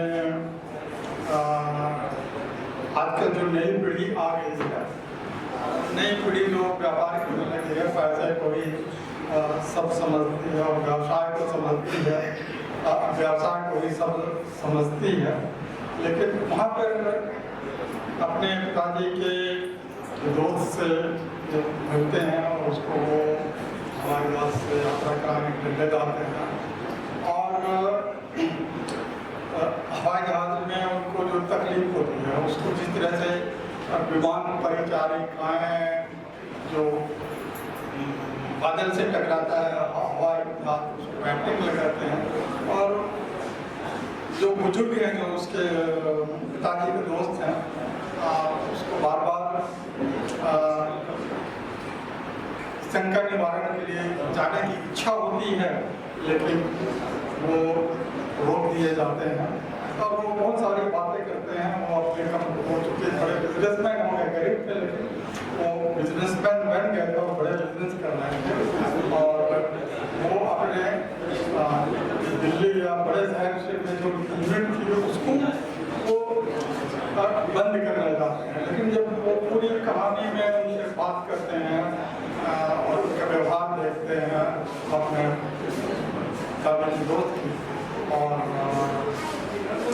फिर उनसे बात होती है और उसके बाद उनको समझ में आता है कि नहीं, जो जो यूनिट बंद करना चाहते हैं उससे क्या होगा कि बहुत सारे लोग बेकार हो जाएंगे। तो वो फिर अंत में ये निर्णय लेते हैं कि नहीं, वो यूनिट बंद नहीं करें। तो इस तरह से ये जो जितनी भी कहानियाँ हैं वो अलग अलग समुदाय, अलग अलग परिस्थितियों में अलग अलग क्षेत्र की बातों को कहती हैं और बहुत अच्छी तरह कहती हैं। तो उनका जो हमारे कहानीकार जी का जो अनुभव क्षेत्र है वो बहुत ही विशाल है, और उनको देखने की दृष्टि मतलब जो हमारे संवेदना की बात है, संवेदना को जगाए रखने की जो उनकी इच्छा है वो इस संग्रह का सकारात्मक पक्ष है। और किसी भी रचना का सकारात्मक पक्ष नहीं है, तो उसके लिए कमलकांत लाल जी को फिर एक बार बता वो लगातार कहानियाँ लिखते रहें, लगातार सृजनरत रहें। इन्हीं शुभकामनाओं के साथ आप सभी लोगों को पुनः जोहार। महादेव टोप्पो जी हमारे बीच विराजमान है। हमारे अनुरोध पर ये रांची से चल के आए, और हमारे लिए खुशी की बात यह है कि ये प्रदेश का जो अध्यक्ष मंडल है झारखंड का, उसके भी एक सदस्य हैं महादेव टोप्पो जी। मैं एक शेर इनके लिए भी पेश करना चाहता हूँ। महादेव जी, आप तो बहुत शायद हैं खुद ही उर्दू और हिंदी के दोनों के। शेर सुनिए कि अगर फुर्सत मिले पानी की तहरीरों को पढ़ लेना, अगर फुर्सत मिले पानी की तहरीरों को पढ़ लेना, हर एक दरिया हजारों साल का अफसाना लिखता है। संस्कृति भी हजारों साल की होती है और संस्कृति से जुड़े हुए व्यक्ति महादेव टोप्पो लिखाएंगे। आप देवी के शागिर्द और उनके दामाद को शायद है कि उनका एक शेर पढ़ता हूँ आपकी तरफ से कि मालूम नहीं किससे कहानी मेरी सुन ली, मालूम नहीं किससे कहानी मेरी सुन ली, बात ही नहीं और अब उन्हें अफसाना किसी। जयनंदन जी अध्यक्षीय वक्तव्य के लिए। अभी डॉक्टर लाल को सुनकर मुझे अपने वक्तव्य के बहुत सारे अंश बदलने पड़ रहे हैं। बहुत अनुभवी आदमी है डॉक्टर लाल। वर्षों तक विभिन्न महकमों में इन्होंने नौकरी की है और समाज के विभिन्न तबकों से इनका वास्ता रहा है और उनकी भावनाओं को, उनकी त्रासदियों को, उनकी यंत्रणाओं को इन्होंने बहुत करीबी से समझा है। जाहिर है एक लेखक के लिए यही ख्याति होती है, यही पूंजी होती है कि उसके पास अनुभव की संपदा कितनी है। तो ये संपदा तो डॉक्टर लाल मालामाल है, इसमें कोई शक नहीं। अब रह गया पहले कहानी पर आने से पहले तो आपकी ये किताब को की परिचर्चा सार्थक हो गई जब रांची से 3 विद्वान यहाँ आ गए। ये साबित करता है। और दूसरी बात कि अध्यक्षीय भाषण तक पहुंचते पहुंचते प्रायः प्रेक्षागृह खाली हो जाया करता है, लेकिन अभी तक आप लोग बैठे हुए हैं, इससे ये साबित होता है कि किताब के प्रति आपकी अनुरक्ति बनी हुई है और आप लोग सब अंतिम समय तक किताब के बारे में और दिलचस्पी से जानकारी लेना चाहते हैं। मैं आभारी हूँ आप सबों का कि आप लोग अंतिम समय तक बैठे हुए हैं, नहीं तो अध्यक्ष की बेचारगी और अध्यक्ष की जो व्यवस्था होती है कि मुश्किल से 5-10 लोग रह जाते हैं, लेकिन खैर है कि अभी कम से कम 75% लोग तो हैं। और ये डॉक्टर लाल के इस परिचर्या गोष्ठी की ये सफलता भी है कि आपने किसी साहित्यिक प्रोग्राम में इतने लोगों को जुटा लिया है। अन्यथा आज के मैं तो रांची तक आया हूँ, मुश्किल से 20-25 लोग होते हैं और ये कहना पड़ता है कि नामवर जी कहा करते थे, संतोष के लिए कहना पड़ता है कि नामवर जी कहा करते थे कि देखो हॉल में उपस्थिति से उसके गुणवत्ता का अंदाजा मत लगाओ, एक श्रोता गुने 1000 कर दो और तब जो है अपना वक्तव्य दो और तब अपने आप में धैर्य बांध करके अपना वक्तव्य दो, अधिक नहीं होने का। तो डॉक्टर साहब ने तो बता दिया कि थ्योरी का पक्ष इनका बहुत मजबूत है।